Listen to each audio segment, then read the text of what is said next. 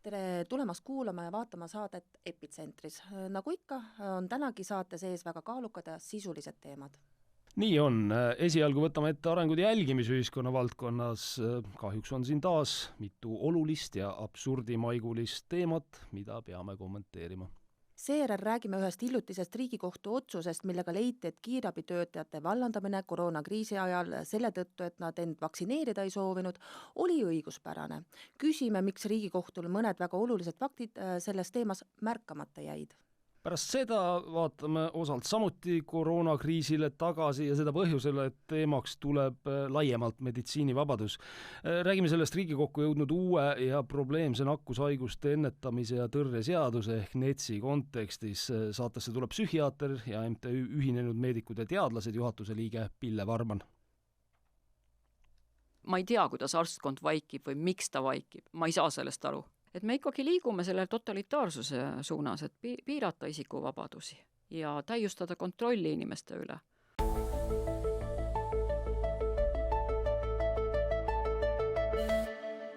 Enne alustamist, nagu tavaliselt, tuletame teile meelde, et meil on teile ka väike palve.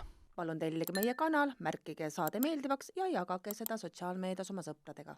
Nüüd aga tänaste teemade juurde. Epitsentris alustab.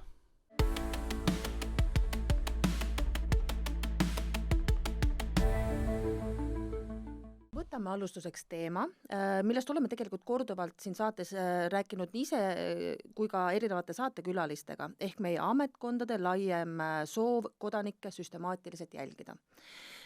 Ja näe, hakkab vist kohale jõudma see ka meie koalitsioonipoliitikutele. Ajalehed ka räägivad, et ei ole hea elada nii, et kui on hirm, siis selle üle, et teid võidakse pidevalt jälgida. Et Reformierakondlasest Riigikogu liige, kes oli ka lühikest aega justiitsminister, Madis Timpson on tema nimi, ütleb Eesti Ekspressis nii. Poliitikutel on mulje, et meid saab väga lihtsalt pealt kuulata. Kui vaja, saab meie üle väga lihtsalt alustada mingit protsessi. Ja see on õigusriigile päris ohtlik. Et kui sa ei tee, nagu keegi ootab, on võimalus menetlus algatada. No, väga põnev. No on jah, täitsa kõnekas, kas pole? Vot aga siin Eesti Ekspressi artiklis torkab veel silma, et miskipärast peab rõhutama, et Timpson ei ole mingi uhuu, et sellist ruttu räägib, et täitsa tore poiss on. Aga eks see uhuu viide näitab, et ühiskondlik meelestatus on sellistes küsimustes täna tõesti tegelikult ju muutunud. Ma tuletan meelde, et alles 2 aastat tagasi, kui siin EKRE-st selle niinimetatud pereheitmise käigus pikalt laialt kirjutati, ilmus Ekspressis üks tähelepanuväärne artikkel pealkirjaga Ühe mehe hullumise lugu, kuidas Martin Helme EKRE õhku lasi. Oli. Vot ja vaadake nüüd selle artikli juhtlõiku. Ühe lausega võetakse kokku, milles hullumine seisnes. Tsiteerin. EKRE esimees Martin Helme kannatab üha süveneva jälitusmaania käes. Et on täieliku huuve. Vot. Artiklis on veel kirjas nii. Martin Helme reeglid ütlevad, et ühtegi nutiseadet ei tohi koosolekutele tuua, sest muidu võib keegi EKRE-t pealt kuulata. Nüüd tuleb välja, et see Helme hullumine on nakkav seal Toompel, äkki peaks ära tulema muidugi. Vist on tõesti hakka. Oota, aga no jah, see oli 2 aastat tagasi, eks ole, et mis siis muutunud on? Ei, no ma mõtlen seda ka, et oota, Eesti Ekspress kuidagi 2 aastat tagasi kirjutas nagu nii, et veits kuidagi nüüd Timpson ei ole üldse uhuu, on ju, et kas pisut silmakirjalik või? Oota, minu arust on lihtsalt nagu veider, et sa pead selle oma artiklis ära mainima, et sa ei ole uhuu. Ei, see on küll imelik ja selles suhtes, et kõik ju näevad, kõik ju saavad aru, eks ole, et mis siin toimunud on nende jälitusühiskonna pealtkuulamist ja nii edasi, Isamaa kaas, nii edasi. Ja siis äkitselt, ei, ta ei ole küll uhhuud, et mis, On ju veider, kui ajakirjandus või ütleme, ajakirjanik kuskil artiklis peab eraldi ära mainima, rõhutama, et tegemist ei ole uhhuuga. Teab, mis mul on Ekspressile soovitus? Kirjutage järgmine kord juhtkiri, ma arvan, et seal Vedler või keegi võiks kirjutada. Miks Ekspress uhuu ei ole, kui ta selliseid asju kirjutab. Võiks ju nagu ära põhjendada. 2 aastat tagasi kirjutasite, et Martin Helme on täielik uhuu, eks ole, hullunud, kardab jälitamist igal pool. Ja nüüd Ekspress ise kirjutab. Kirjutage juhtkiri sellest. Või Meril Nikola, ettepanek. Kirjuta juhtkiri, et miks Ekspress uhuu ei ole, kui ta sellest teemast kirjutab. Võib-olla on probleem või küsimuse püstitus selles, et kes parasjagu ütleb. No, aga seda, kas nad tahavad seda nüüd niimoodi rõhutada, okei, aga see selleks. No muidugi, eks siin ole selliseid absurdimaitsega arenguid selle 2 aasta jooksul tõepoolest ju olnud. No, seda ei seita. Ja sa ei saa seda tõepoolest ignoreerida. Artikli autor on ka muidugi keegi teine. No. Aga võtame siin mõned viimasel ajal selgunud nüansid selles jälitamisteemas ette ja kommenteerime. Fakt on, et Politsei- ja Piirivalveamet ja Kapo tegelevad pealtkuulamisega. Näiteks advokaat Paul Keres on välja toonud, et keegi ei tea täpselt, kui paljusid meie julgeolekuasutused pealt kuulavad, aga ilmselt on neid inimesi, keda pealt kuulatakse tegelikult siis ju, ma ei tea, 10 000. No nii ta ütleb ja tegelikult Paul on ka väljendanud siin seda, et kui me tegelikult hoomaksime seda mastaapi, et siis see oleks päris suur skandaal, nii-öelda, me tunnetaksime seda suure skandaalina, aga nad isegi ütlevad välja 10 000, et ma ei tea, kas me nii suure skandaalina, aga vaatame edasi. No aga ühesõnaga näitab mingit suurusjärku, aga see ei näita, et pealt kuulates seadusi rikutakse, on ju. Et ilmselt ei rikuta ja kohus on ilmselt siis load andnud selleks. Menetlustes. Aga probleem tekib esmalt sellest, et need asutused, kes pealt kuulavad, peaks inimestele, keda pealt on siis kuulatud, ka infot andma selle kohta.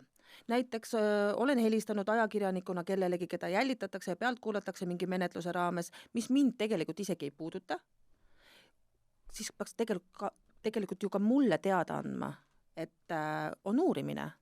Need on pealt kuulatud. On sulle teada antud? Ei. No mina tean näiteks konkreetselt, et mina olen pealt kuulatud asjadesse, mulle on seda öeldud, aga mitte ametlikult. No. Mitte ametlikult, see ongi jabur selle asja juures. Ma olen suhelnud inimestega, eks ole, ajakirjaniku töö raames siin, see oli küll juba aastaid tagasi, eks, ja mulle öeldakse, ma olen seal sees olnud ja nüüd siis nii. Ehk see tähendab, sinu põhiõigusi on rikutud või riivatud sellisel juhul on. Kui siis Keres eelmisel suvel selle kohta Siseministeeriumilt aru päris, siis ministeeriumis tegelikult ka ju probleemi ju ei nähtud. Ei tehta, siis ei tehta, pole vaja järelevalvet selles küsimuses alustada. Aga see ei tähendab, probleemi ei ole. Ja. See teavitamiskohustus ongi selleks, et see tegevus oleks läbipaistev. Et igaüks saaks kontrollida, kas tema põhiõiguste rikkumine või riivamine on olnud seadusega kooskõlas. Aga miski pärast seda läbipaistvust siis kardetakse. Ma jätan niisuguse nagu küsimärgi õhku, et huvitav, miks kardetakse? Äkki siis on ikka selles põhjus, et liiga... Ohtlik on või?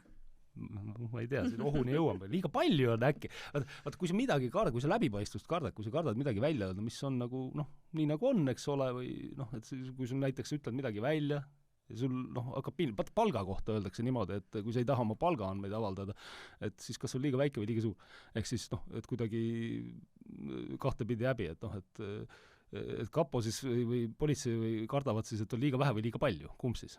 No, kui sul on vähe, siis sa saad ju kehitada õlgu öelda, et aga me ei tee. No just. Tegelikult, kui siit edasi minna, siis heaks näiteks on Tõnis Möldri uurimisega seonduv. Riigikogu liige, kelle suhtes alustati kriminaalasja.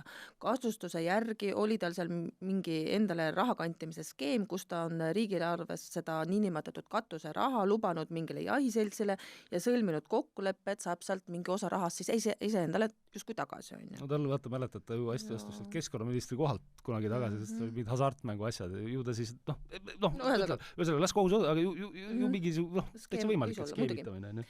Eks kohus peab seda inetut lugu arutama ja küllap siis näeme, kuidas oli. Aga see kohtuasi peab nüüd natuke ootama, kuni Mölder enam Riigikogus ei ole, sest Riigikogu keeldus Möldrilt saadiku puutumatust ära võtmast. Varem ei ole Eestis sellist asja juhtunud. No toho, miks siis nüüd juhtus?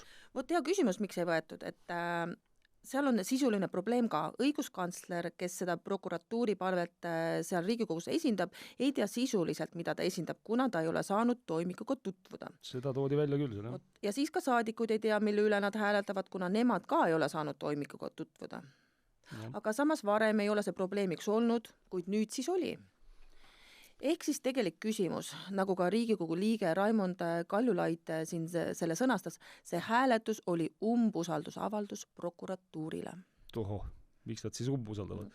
Vaata, mäletan, me rääkisime sellest, kuidas Margo Pallost on kaitsepolitsei peadirektor, see intervjuu ta andis siin Delfile, et siis ta kardavad midagi, et poliitikud kardavad kapot ja niimoodi ja siis ta imestas seda, mida nad küll kardavad ja niimoodi. Ei tea. Ja siis ta lubas ju minna sinna Toompeale küsima neid. Kas ta siis ei käinud küsimas või? Kas ta ei käinud küsimas? Vaata, nüüd ei usaldata. Vot ehk, et see usalduse kriis on pikem, seda teame, me oleme ju sellest rääkinud, nagu sa isegi siin välja tõid, on ju.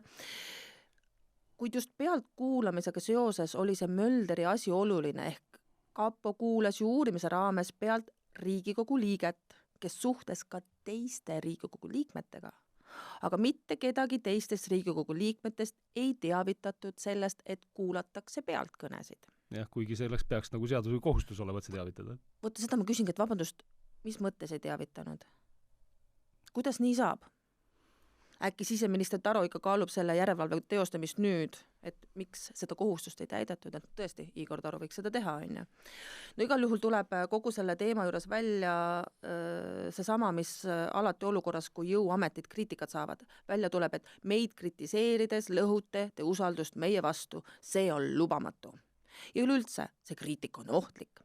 Tsiteerin Mölderi asjaprokurori Alar Lehesmetsa. Ma tunnen ennast puudutatuna tegelikult mitte ametikohta täites, vaid kodanikuna. Riigi kodanikuna ma leian, et sellised seisukohad võivad mingil hetkel muutuda ohtlikuks meie riigi julgeoleku vaates. See on täiesti ümber pööratud seisukoht. Õigusriigil on ikkagi ohtlik see, kui sellised olulised asutused nagu prokuratuur ja kaitsepolitseiamet ja teised toimetavad kuskil hallis alas ja kui isegi Riigikogu liikmele tundub, et nad ei täida menetluse reegleid. See tuleb korda teha. Ja. See pole okei. Aga ametkond selle asemel, et kriitikas siis midagi õppida ja olukorda parandada, võib-olla isegi natukene vabandada, et on niimoodi tehtud, valib jälle sellise strateegilise kommunikatsiooni tee. Kui te meid ei usaldu ükskõik mis põhjusel, siis see on meie julgeolekule ohtlik. No see kõlab ju samamoodi, nagu mäletad, kui see kaameratega oli, et kaamerate põhjenduseks, et ühtki head näidet tegelikult ei olnud, me seda ka kommenteerisime siin eelmine aasta, kui see teema üleval oli, vaatasime, analüüsisime läbi, kus paber anti, et millised kõik juhtumid on lahendatud, mõned ei kannatanud üldse kriitikat need juhtumid, aga siis olid mõned juhtumid, kus sulle öeldi, vaata, et lapsevägistaja oli seal, et selle saime kätte.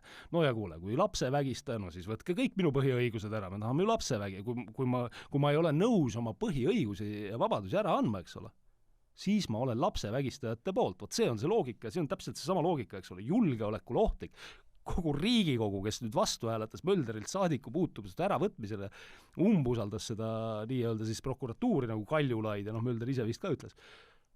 Sisuliselt öeldakse meile nüüd ametiisiku prokuröri poolt, et tegemist on Kremli-meelsete inimestega, Kremli agentidega, kujutad see pilti, no ma arvan, et see, sööge soola seal prokuratuuris või midagi, et sööge vähem seeni, jah, täpselt. Aga kui me räägime sellest, et alati jõutakse selle juurde, et julgeolekule on see oht, siis tegelikult samamoodi tegi nüüd jälle kaitsepolitsei, kui selgitas seda, miks neil on otse ligipääs meie kõigi sideandmetele. No see on tohutust skandaalne tegelikult. Aga enne kui me läheme selle juurde, räägime natukene taustaga. Sideandmed on siis sellised andmed, mida sidefirmad Telia, Tele2 ja Elisa koguvad ja säilitavad meie kõigi tehtud kõnede kohta. Salvestatakse ja säilitatakse andmed selle kohta, kellele sa helistasid, kui pikk oli kõne ja kus need inimesed siis selle kõne toimumise ajal viibisid. Ehk siis need on andmed, mis võimaldavad meie kõigi jälgimist ja ka profileerimist. Jah, saab pätte ka püüda, mäletad, John Espo isegi kirjutas ju seal, kui see, kus tal oli mingi sõber, oli Telekomi firmast. Juba Harri Hoole püüdis niimoodi pätte ka, jah, muidugi.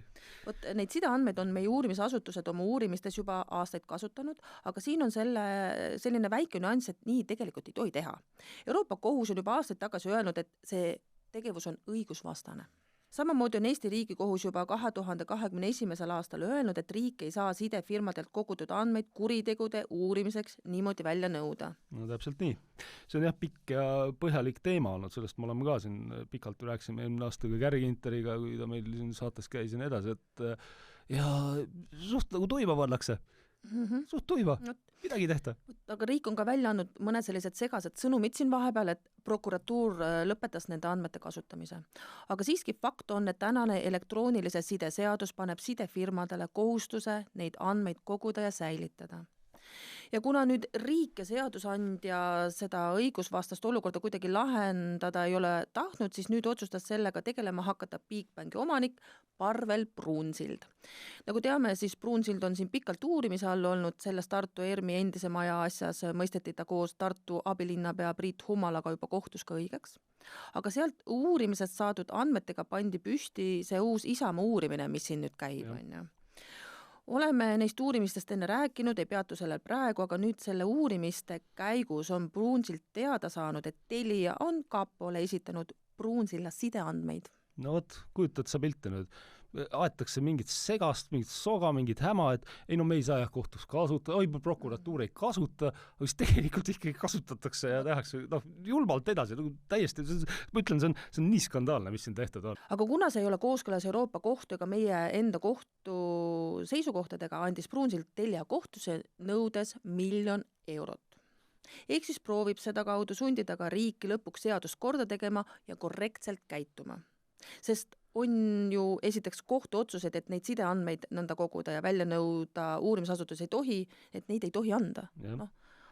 Aga vot nüüd tulebki pirn, sest tuleb välja, et näiteks kapo ei peagi neid kuidagi nõudma ja ettevõtted välja andma. Isegi hammaste pesemine võtab kordades rohkem aega kui nende andmete kätte saamine. Ehk siis kapo pressi esindaja Marta Tuul selgitab siin ERR-ile, kuidas on antud kapole meie kõigi sideandmetele ligipääs, tsiteerin. Praktikas tähendab see seda, et õiguskaitseasutused ei pea iga telefoninumbri kontrollimiseks saatma Teliale kirjalikku päringut, vaid me saame elektrooniliselt süsteemist läbi erinevate üksikpäringute kontrollida, kas konkreetne number on üldse Telia klient. Kui on, siis pärida telefoninumbri omanikku ja nii edasi. No see on crazy. Te olete süsteemi ehitad või?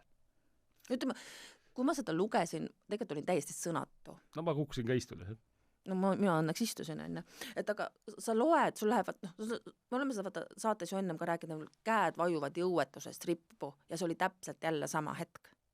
Ja käib mingisugused kohtuotsused, asjad edasi, käib mingi sogamine, et no eks me siis ei kasuta ja seadust on vaja korda teha. Nagu Meil on süsteem ehitatud. Meil on süsteem ehitatud, jah. Süsteem, kus saab automaatselt käia niimoodi, elektrooniliselt niimoodi. No lähen vaatan, mis see seal nii. Ma tahaks lihtsalt vanduda. Uskumatu, jah. Kust te üldse tulite sellele mõttele? Kes selle, keegi peab ju sellele mõttele. Kes andis loa, kes tegi, mismoodi, kõik asjad tuleb välja laduda nüüd ja selgeks teha ja ausalt öeldes, ei saa niimoodi, et ei vastuta keegi sellest. Ja siis annab Marta selle kõige põhjendamiseks veel elegantse kommentaari, et teate, julgeolek on oluline. Tsiteerin, elame ohtlikus keskkonnas, Euroopas käib sõda ja viimased aastad on näidanud, et Venemaa eriteenistuste lakkamatu tegevus Eesti suunal on lakkamatu. Tõesti. Lakkamatu. Nii, jätkan. Sideandmeid on vaja õiguskaitseasutustele ühiskonna kaitseks ning turvalisuse tagamiseks. Täielik demagoogia iseenesest, eks ole. See on jällegi ümberpööratud seisukoht, et mis ta siis minul tekib küll küsimus sellest, et jah, muidugi julgeolekuohtudele te oletegi kutsutud, tõsine ja oluline asutus, kes peabki nendele reageerima, neid kontrollima, eks ole. Aga te ei saa teha seda inimeste, meie kodanike, meie enda põhivabaduste, põhiõiguste arvelt ja õppides siis seejuures meetodeid, kus kohas tegelikult autoritaarsetest riikidest nende samade Venemaa eriteenistuste meetodid on need ju tegelikult, ärge importige meile seda siia. Nii et alguse juurde tagasi minnes on mul poliitikutele küll ainult üks sõnum või üks küsimus siis, et kuulge, kes meil seda riiki siis täpselt juhib? Kas teie rahvalt valimistel saadud mandaadi alusel või kapo teie kohta koostatud toimiku alusel? See on väga hea küsimus. Nagu päriselt, teil on võimalus asi korda teha, otsige uus siseminister algatuseks. No praegu on päris äppu, jah. Või tehke seal julgeolekuasutuste järelevalvekomisjonis mingit sisulist tööd. Ajakirjanduses hädaldamisest üksi tundub, et ei piisa. No kindlasti jah, ei piisa ja korda võiks nad selle teha küll ja nagu siin räägitud sai, siis ainuüksi see, et meil siin poliitikud ka juba Reformierakonnast on sel teemal uhuuks. Kujutad see, et uhuuks kätte ära läinud, näed. Ajavad sellised uhuu juttu ajavad, et ei tohigi jälgida niimoodi, kardavad, ma ei tea. et siis see näitab seda, et asi on täielikult üle pea kasvanud, ega see muud ei näita. Aga võtame siit nüüd uue teema ette ja küsime, miks Riigikohus koroonakriisi ajal tehtud rumalaid otsuseid tagantjärgi analüüsides fakte ei taha märgata ja seeläbi, vähemalt meie silmis, ebaõiglust juurde toodab.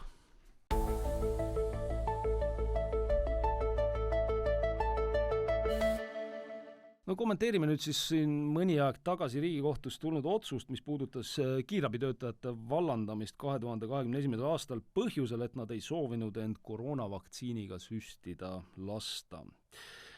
Ja võt see otsus ütleb meile, et see vallandamine oli üks õige mehe tegu. Eks me siis peamegi põhjendama, et miks meie seda otsust siiski ei saa õigeks meheteoks või üldse õiglaseks lugeda ja näitama ka seda, et kus meie arvates Riigikohus selgelt läbi sõrmede vaatas, eks ole. Jah. Esimene kommentaar on see, et otsuseni jõudmine võtab 5 aastat. Täielik, eks ole, tunned, et sulle tehakse ebaõiglust, lastakse sind lahti, sekkutakse sinu meditsiinivabadusse, sa annad selle kohtusse ja siis ootad kohtuotsust 5 aastat, aega küll härradel seal oma seda arvamust kujundada ja talaari selga panna. Siis 5 aastat hiljem, nagu ma ütlesin, et siis ka ei suuda nagu analüüsida sellist emotsioonitult kogu seda asja. Võib-olla oleks pidanud 6 aastat võtma. Äkki oleks pidanud 6 aastat võtma, oleks võib-olla targema otsuse saanud, sest äkki maailm siis muutub jälle ja siis saab nagu julgemalt arvata neist asjadest. Aga okei, sa tahad lahendada enda suhtes toime pannud ebaõiglust ja pead 5 aastat istuma, ootama ja ega siin muud ei olegi öelda, kui et selline süsteem on ju inimeste mõnitamine, eks olgem ausad. Absoluutselt. Aga jah, kohtuotsusest siis olulised väljavõtted on mul siin ees ja vaatame siis lähemalt. Algselt siis ülevaade, et Tallinna kiirabi, see on siis Tallinna linna hallatav asutus, eks ole, ehk siis kohtuotsuse üks pool on tegelikult siis Tallinna linn, pakub meile siis kiirabi seda olulist kiirabiteenust ja 2021. aasta märtsis kinnitavad nad seal kiirabis riskianalüüsi. Eks seda tehtigi ju koroonakriisis, paljud asutused tegid riskianalüüse, kuhu pandi siis kirja, et kui ei vaktsineeri, siis töötada ei saa, laseme lahti. Ehk siis justkui olidki sellised nimmeanalüüsid tehtud, mulle küll jääb selline mulje, et need teised asutused tegid ka, politsei tegi, Kaitsevägi tegi, mitmed muud asutused, Eesti Rahvusringhääling tegi, vaatan, kuidas ma ise küsisin Eesti Rahvusringhäälingu toonaselt ühelt juhtkonna liikmelt, et kuule, vabandust, kas me tegelemegi selliste lollustega, alguses ütles mulle, mis sükust asja küll ei tule ja siis pärast seda tuli, siis ma küsisin, siis ta nägin poes, küsisin, et kuule, aga tuli ju, et miks sa siis niimoodi nüüd siis mis nüüd see, jah, tead, kusjuures juhtkonna enda liikmed ja nõukogu liikmed ju jäid välja, vähemalt Rahvusringhäälingus. Ma nüüd seda kiirabi riskianalüüsi ei tea, aga seal võis samamoodi olla, et operatiivteenistujad, töötajad, neil ikka peab olema, eks ole, vaktsineerimiskohustus. Ehk siis selle järgi tuli esitada tõend enda vaktsineerimise kohta siis või ajutiselt said ka ajapikendust, et kui sa olid selle koroonahaiguse läbi põdenud, et nii oli. Nii aprillis 2021 kehtestas selle Tallinna kiirabi peaarst Raul Adlas ka veel uued ametijuhendid, mille kohaselt peab töötaja olema tööle asudes vaktsineeritud eriti ohtliku nakkushaiguse vastu ning esitama tööandjale immuniseerimispassi või nakkushaiguste suhtes tervisekontrolli läbimise kohta kirjaliku tervisetõendi. Vaktsineerimata töötajad siis nende dokumentide kehtestamise tulemusel lasti lahti. Ja kusjuures tuleb meenutada, et suur osa ühiskonnast ka ajakirjanduses siis isegi juhtkirjade tasemel kiitis sellele kõva häälega takka, antivakserid ja uhhuud, vaata näed, teises teemas rääkisime ka uhhuudest, toona olid siis need uhhuud, olid need inimesed kiirabis, kes ennast vaktsineerida ei tahtnud uute, ütleme siis pehmelt öeldes läbi katsetamata vaktsiinidega, eks ole. Ühesõnaga, ma tahtsin seda ajakirjanduse poolt siin veel nagu öelda, et seda oli tõesti inetu lugeda. Et eeldus on, et niisugust nagu tühja paanikat või ütleme võimendamist ei tohiks teha, aga sa lihtsalt nagu, ütleme välja, kotid lihtsalt. Ja tühistad inimesi. Ütled, nad ongi sellisel juhul oma valiku teinud ja nad tuleks põhimõtteliselt ühiskonnas kõrvaldada. Vastik oli see kõik loomulikult, ei taha, ma ütlen, kui mõtled sellele tagasi kõigele, siis selle rõhuvale raskusele, mis 2021 aastal tegelikult meid neid rusus, see on eraldi, eks ole, teemat väärt. No nii, aga nüüd eraldi väärib siin märkimist, kuidas kiirabi kohtus vallandamist põhjendab. Ma tsiteerin. Hagejate töölepingute lõpetamine oli vältimatult vajalik, et tagada patsientide ohutus, vähendada kiirabi töötajate haigestumisi ja tagada kiirabi toimepidevus jätkata pandeemia tingimustes. Kuigi hagejatelt nõuti ka hügieeninõuete täitmist ja isikukaitsevahendite kasutamist, on ainuke tõenduspõhine nakatumise ja haigestumise vältimise viis vaktsineerimine. No ma ei tea, siin läheb kellel kogu loogika läheb lappama. Esiteks olid need tublid töötajad seda toimepidevust saanud aasta otsa harjutada täiesti ilma vaktsiinideta, viirus tuli meile ju 2020, eks ole, alguses, me räägime siin 2021 aasta kevadest ja suvest. Aga põhjenduse viimane ots ei kannata nagu mingit kriitikat. Öeldakse, et nende samade kiirustades turule toodud vaktsiinidega vaktsineerimine oli ainuke tõenduspõhine nakatumise ja haigestumise vältimise viis. No neid ei olnud testitudki tollaks hetkeks selles suhtes, see on kõik ju teada tänaseks.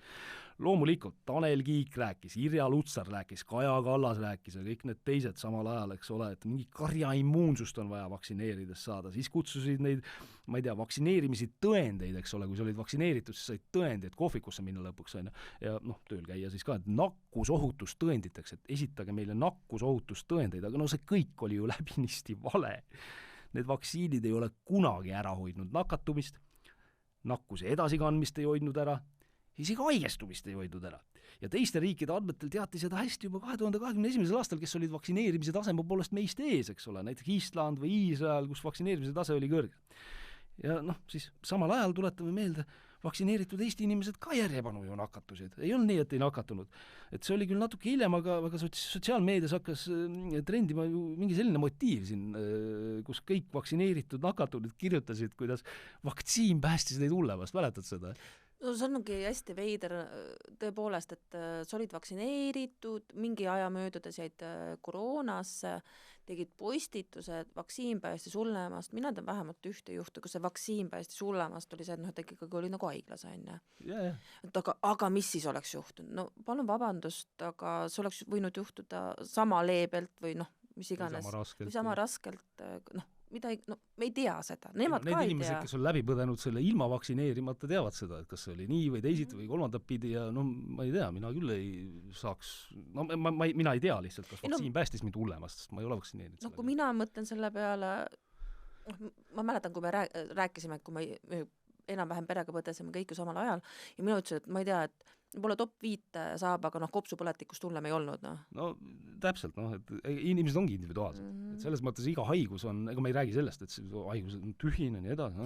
Me räägime sellest, et kuidas keegi põeb mingit haigust. Mõnel pole eales elus peavalu, näitena. Täpselt. Ja kui see peavalu ühel hetkel tuleb, tema ütleb, oi, see on 10 punkti 10, aga kui mul oleks võib-olla sama peavalu minut, issand jumal, isegi ühte ei ole. Et sa kunagi ei tea. Aga küll sõnaga, nüüd on see olukord, nakatumist ei väldi, nakkuse edasikandumist ei väldi, teie siis tulete väidate, kusjuures vastus kohtule on kirjutatud ju siis, kui need andmed oli veel rohkem selle kohta, eks ole. Te tulete väidate siis, et kuule, sellepärast, et nakkus edasi ei kanduks. No kuule, kandub ju edasi. Millest räägite? Miks te esitate sellist asja, eks ole? Et ühesõnaga, Tallinna Kiirabi oleks pidanud seda kõike arvestama, kui mitte kohe, siis kas või ajapikku kohanedes selle informatsiooniga, mis sul tuleb, see on ju kuude küsimus siin, eks ole, kohtuasi kestab 5 aastat.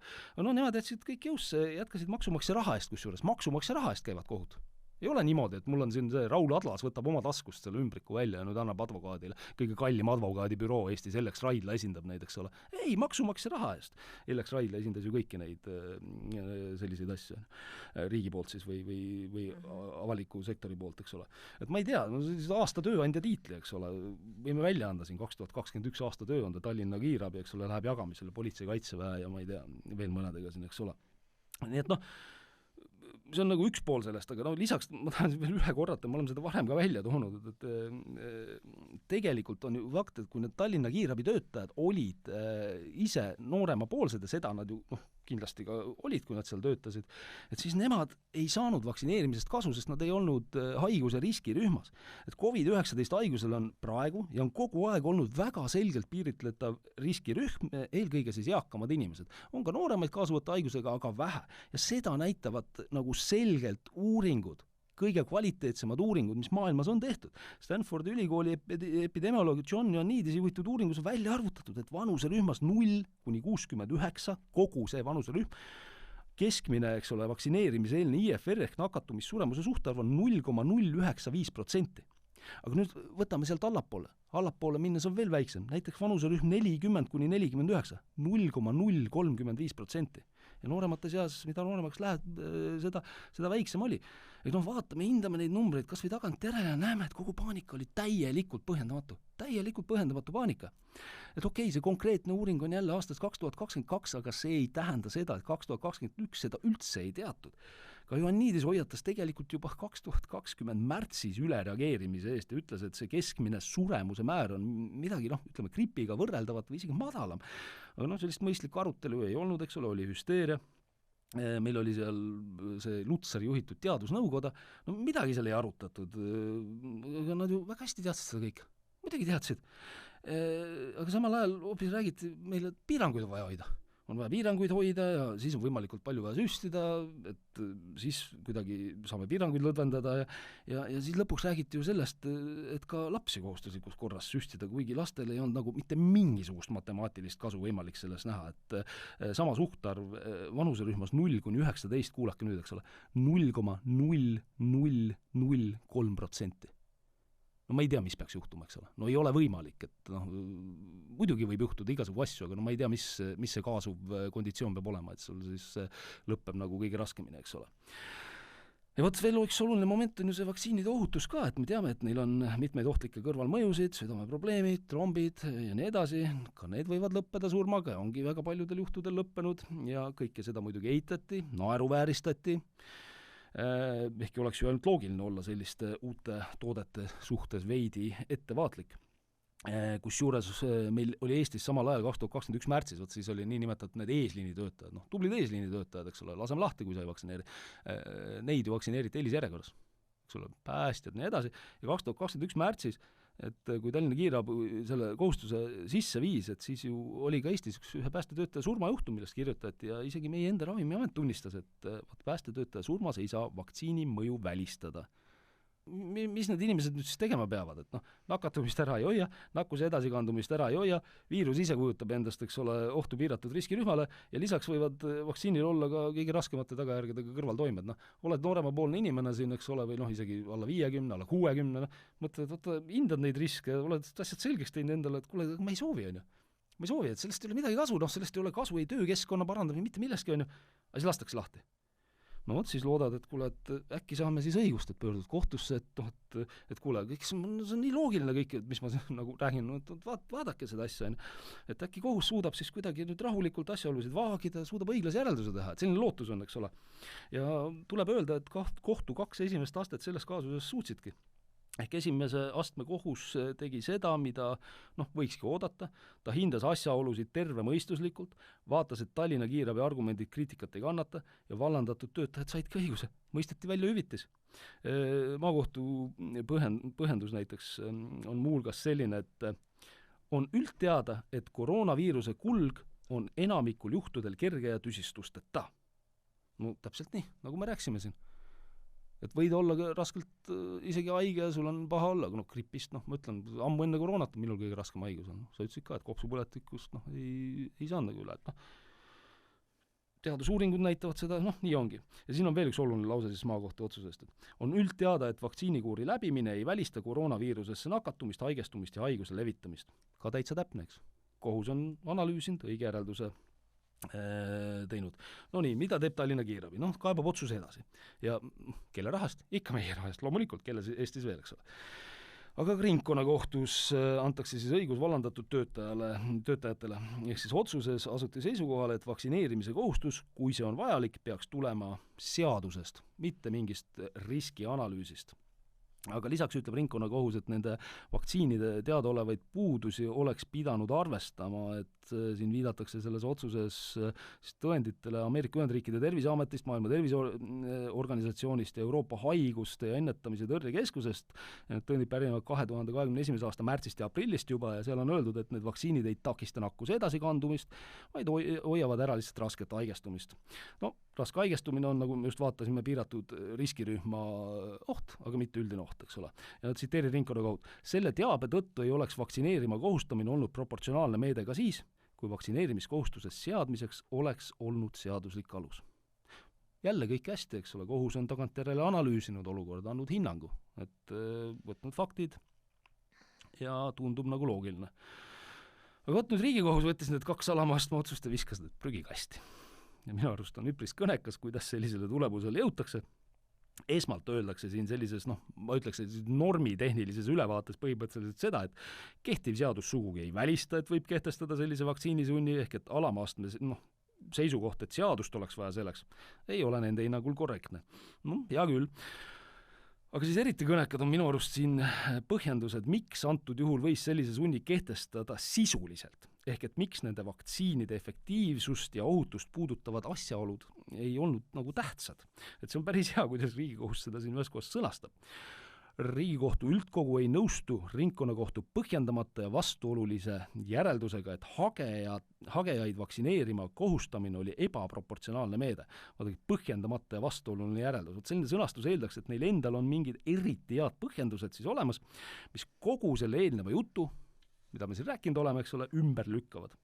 Aga mulle seda otsust lugedes paraku neid põhjendusi silma ei jää, eks ole. Riigikohus ütleb meile siin näiteks seda, et vaktsineerimisnõue aitab kaasa kiirabi töötajate tervist ja selle kaudu ka kiirabi patsientide ja teiste ühiskonnaliikmete tervist siis kaitsta. Aitab kaitsta. Tähendab, kus kohast nad seda nüüd võtavad ikkagi jälle? Et ringkonnakohtu järeldused olid nende jaoks põhjendamatud, vastuolulised, aga ise panete kirja midagi, mis, nagu me siin vaatasime, lihtsalt ei vasta tõele. Kusjuures nad ei põhjenda oma sellist vaadet ka mitte millegagi.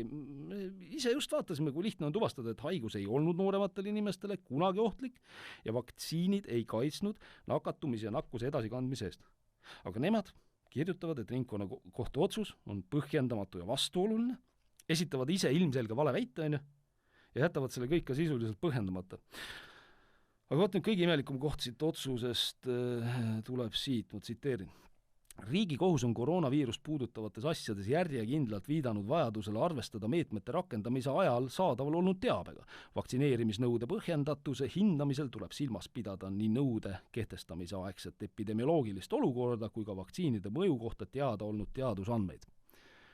No nii, nüüd ma küsin 2 asja. Esiteks, kes keelas Tallinna kiirabil meetmete rakendamise ajal saadaval olnud teabega tutvuda? Keegi ei keelanud. Või siis tutvuda ajapikku ja teha korrektuure. On ju? Et mitte miski ei takistanud seda, et oleks saanud siis järk-järgult targemaks saada ja ära lõpetada selle oma töötajate kiusamise, eks ole, ja kohtus käimise ja nõme, et sa tead, sa oled targemaks saanud, ikka käid edasi millegi pärast, eks ole. Ja teiseks siis see küsimus, et kui Tallinna kiirabi seda ei suutnud teha ja ei teinud, siis kes keelas Riigikohtu üldkogul, neil kohtunikel, tutvuda ja tuvastada tagantjärele, et erinevad andmed, mille põhjal saanuks järeldada, et selline sunnimeetod ei olnud proportsionaalne, olidki olemas. See võiks olla mingil määral ju kohtu ülesanne ka seda hinnata tagantjärele, et kui kriis on möödas, et nii saaks isegi äkki kriisist midagi õppida ja tagada, et asutused kasutaks oma võimu kodanike üle järgmistes kriisides vastutustundlikumalt. Aga vaat seda Riigikohus siin ei tee. Sisuliselt öeldakse meile, et kui kütad ühiskonnas üles piisavalt suure hüsteeria, kus ratsionaalseid ja mõistlikke hääli, ka teadusandmeid eiratakse, siis võidki teha ükskõik milliseid ajuvabasid otsuseid, mida koroonakriisi käigus hästi palju ka tehti ning pärast ei pea selle eest vastutama, sest saad viidata, et oli selline olukord, olid sellised andmed, teisi andmeid ei näinud, ei kuulnud. Ehk lihtsalt ei soovinud kuulda ja ignoreerisid. Mina tunnistan sellises olukorras täitsa ausalt, et ma kardan järgmist kriisi. Nii et kõik on päris kurb siin tagasivaates tollel ajal, kui seda otsust vaadata ka selles vaates, et mida see tulevikule tähendab. Et mingist õigust siin mõisteti, aga õiglust jalule ei seatud. Et saame ka märkida muidugi, et 17 kohtunikust 4 esitasid otsuse suhtes eriarvamuse ja Minul tekkis, kuulana, mul tekkis selline mõte, et huvitav, kui nad oleksid olnud nõus nendele vallandatud töötajatele maksma hüvitist ilma Riigikohtusse minemata, on ju. Kas oleks kuidagi olnud maksumaksjale mõistlikum kui see, et sa lähed sinna ja maksad muud ka advokaadikulusid? kindlasti oleks olnud mõistlikum. Aga seal võib-olla oli see põhimõtteline vaidlus, et mis hüvitist sa tahad, et sul on nagu põhimõtteliselt ikkagi vaja tuvastada ka see, et käitute sellisel puhul meelevaldselt. Et võib-olla töötajatel oli ka see, ma ei tea, me ei ole ju rääkinud nende töötajatega ise kunagi, ma ei oska öelda, et võib-olla peakski otsima ja küsima. Jah, absoluutselt. Aga kindlasti mingisuguseid lahendusi oleks võinud pakkuda, aga kõigis neis koroonavaidlustes ei soovitud riigi poolt mingisuguseid selliseid lahendusi otsida. Sooviti lihtsalt näidata, et me panime teid õigesti paika ja te olete uhuud ja lollakad. Kuigi tegelikult lõpuks jõuamegi siia, et kes on inimene riigi jaoks? Kas või see sama, kui me räägime sellest, ma ei tea, jälgimisühiskonnast, kui me räägime, õiguse mõistmisest, et kas Eesti riik vajab üldse inimest? No ikka vajab alamaid endale, ikka vajab, kes makse maksab, kuule. Aga sa saad aru, mis ma mõtlen. Saame ju maksta, kuule. Aga sa saad aru, mis ma mõtlen, et tegelikult väga nukraks teeb. Muidugi teeb nukraks. Ja kõige nukramaks teebki sellepärast ka, et siis pöördud kohtusse, mis on nagu, ütleme, kolmas võim, eks ole, mis peaks analüüsima, kas see täidesaatev võim on nagu õigesti käitunud. Need ajavad sulle ka sellised puru silma ja siis teevad otsuse ja nagu ma ütlesin, see süsteem on mõnitamine, Aga üks asi, mida siis märkida saame veel, on see, et 17 kohtunikust 4 siiski esitasid otsuse suhtes eriarvamus, 3 tükki neist tegelikult selles osas, et ikka seadust oleks vaja nagu selleks, et sundida vaktsineerima, aga Julia Lafranc, tal oli teistsugune eriarvamus, siis ma tsiteeringi lõpetuseks tema oma. Riigikohus peab objektiivselt ja põhjalikult hindama, kas ning kuidas erinevad põhiõigused ja huvid, avalik huvi, et riik toimiks ja inimeste elu ning tervis oleks üldiselt kaitstud ja töötaja enda õigus tervisele, eraelu kaitsele ning elukutse valikuvabadusele on õiguspäraselt tasakaalus. Seda ka kriisi olukorras. Paraku võivad kriisid korduda, mistõttu on tähtis leida õiglane meetod edaspidiste vaidluste vältimiseks. Üldkogu ei kasutanud võimalust seda leida. Ega siin ei olegi midagi lisada, et igaüks saab ise otsustada, kas ja kuivõrd objektiivselt ja põhjalikult see Riigikohtu otsus motiveeritud oli. Mina saan ka öelda, et minu arust väga ei olnud, nii nagu me siin ka viitasime. Aga kohe on stuudios psühhiaater Pille Varman, ei pääse me ka temaga koroonakriisile tagasi vaatamast, sest räägimegi meditsiinivabadusest. Seda siis muuhulgas ka Riigikokku jõudnud uue nakkushaiguste ennetamise ja tõrje seaduse kontekstis.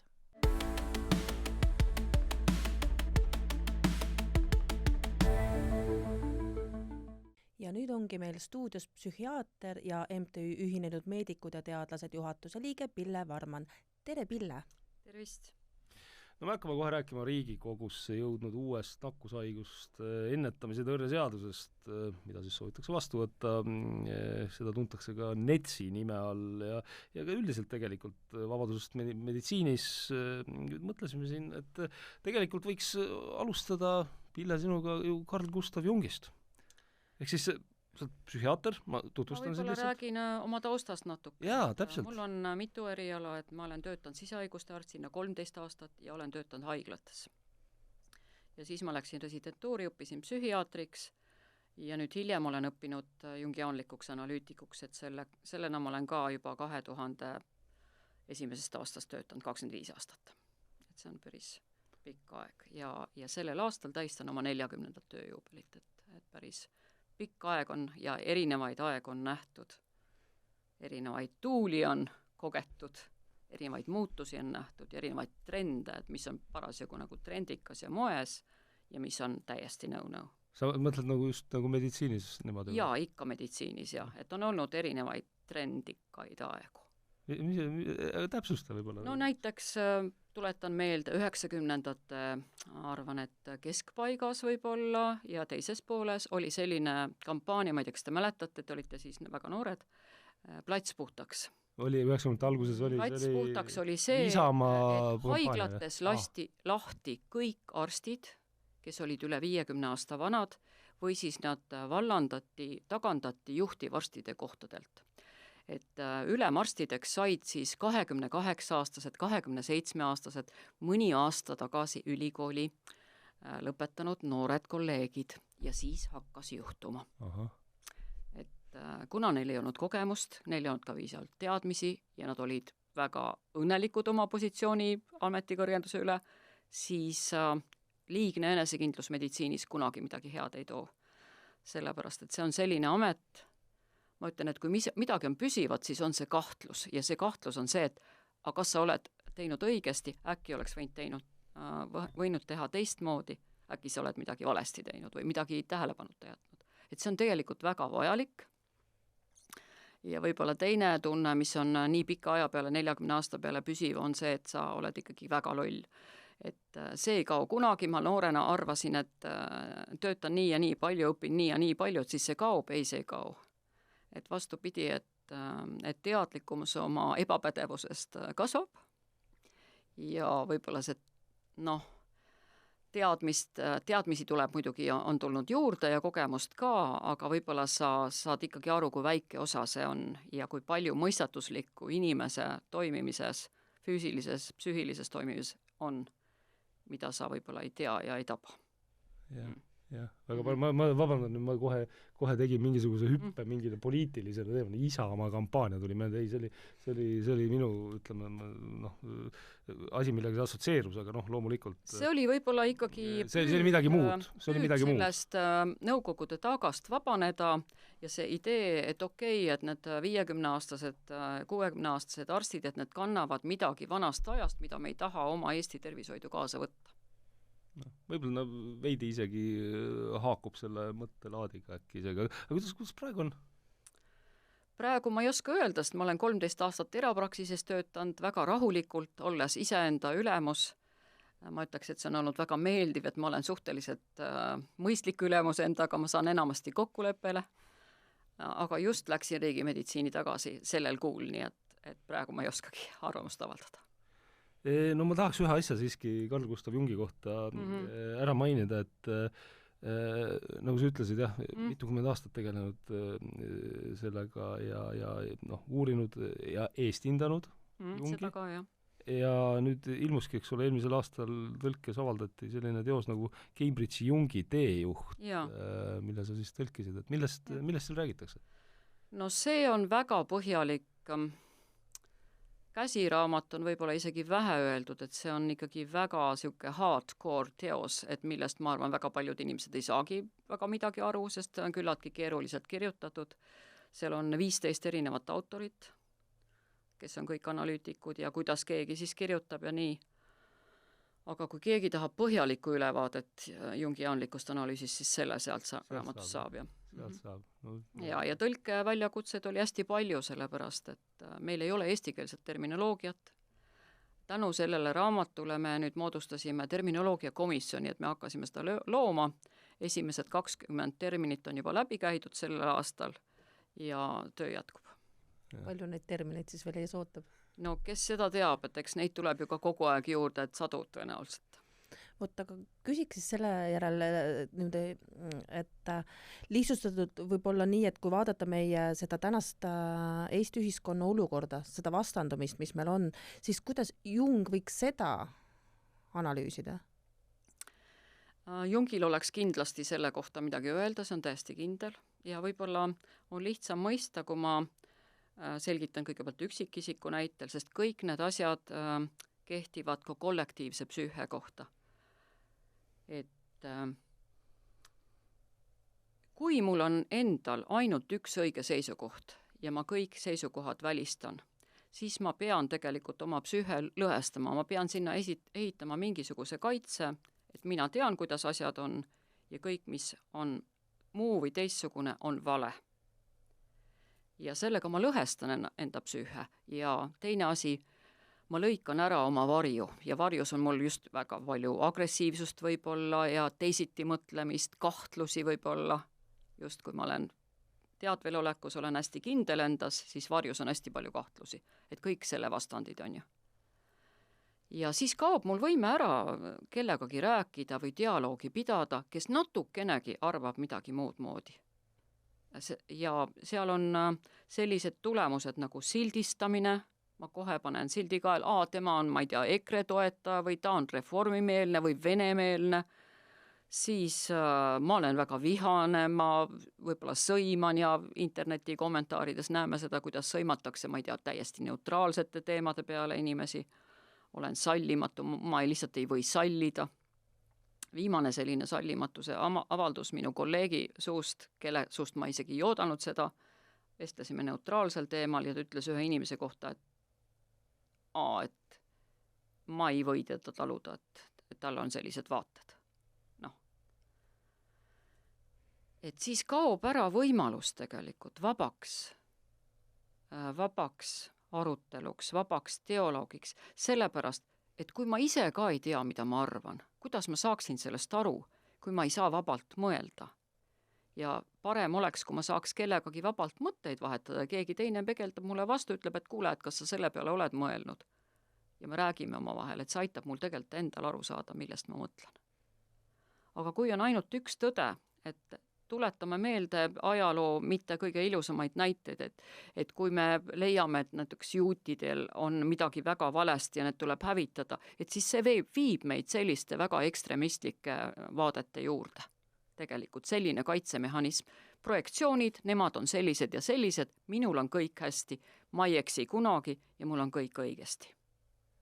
Ja ma arvan, et sellist suhtumist meil on ühiskonnas praegu hästi palju.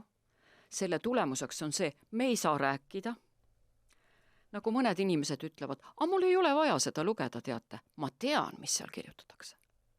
Sorry, kuidas sa võid seda teada, kui sa ei ole seda lugenud? Kuidas sa võid teise inimese mõtteid teada? Eks ole, kus sa võtad selle absoluutse tõe, aga see on natuke nagu see ka, et sa asetad ennast kõrgemale. Et ma tean paremini, mitte lihtsalt ei tea, vaid ma tean paremini kui tema. Tema ei ole mitte keegi, tema ei tea. Tema teadmine ei maksa võib-olla. Ja need on sellised hästi kurvad trendid ja kõige selle tulemusena inimesed, kellel võib-olla olekski soov oma mõtteid avaldada, nad ei julge seda teha. Inimene ütleb näiteks, ma ei julge öelda, mis ma mõtlen, sest ma kardan töökohast ilma jääda. Ja.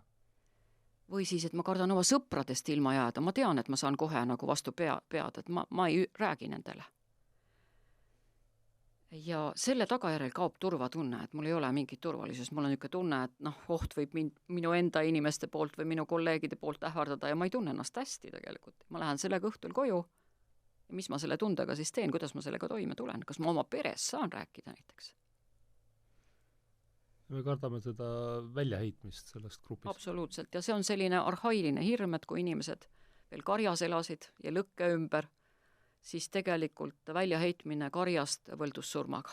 Et see on meile hästi, hästi arhetüüpne ja luuüdis nii-öelda juurdunud hirm, et ükskõik, mida oleme nõus tegema selleks, et karjaga kuidagi seostuda.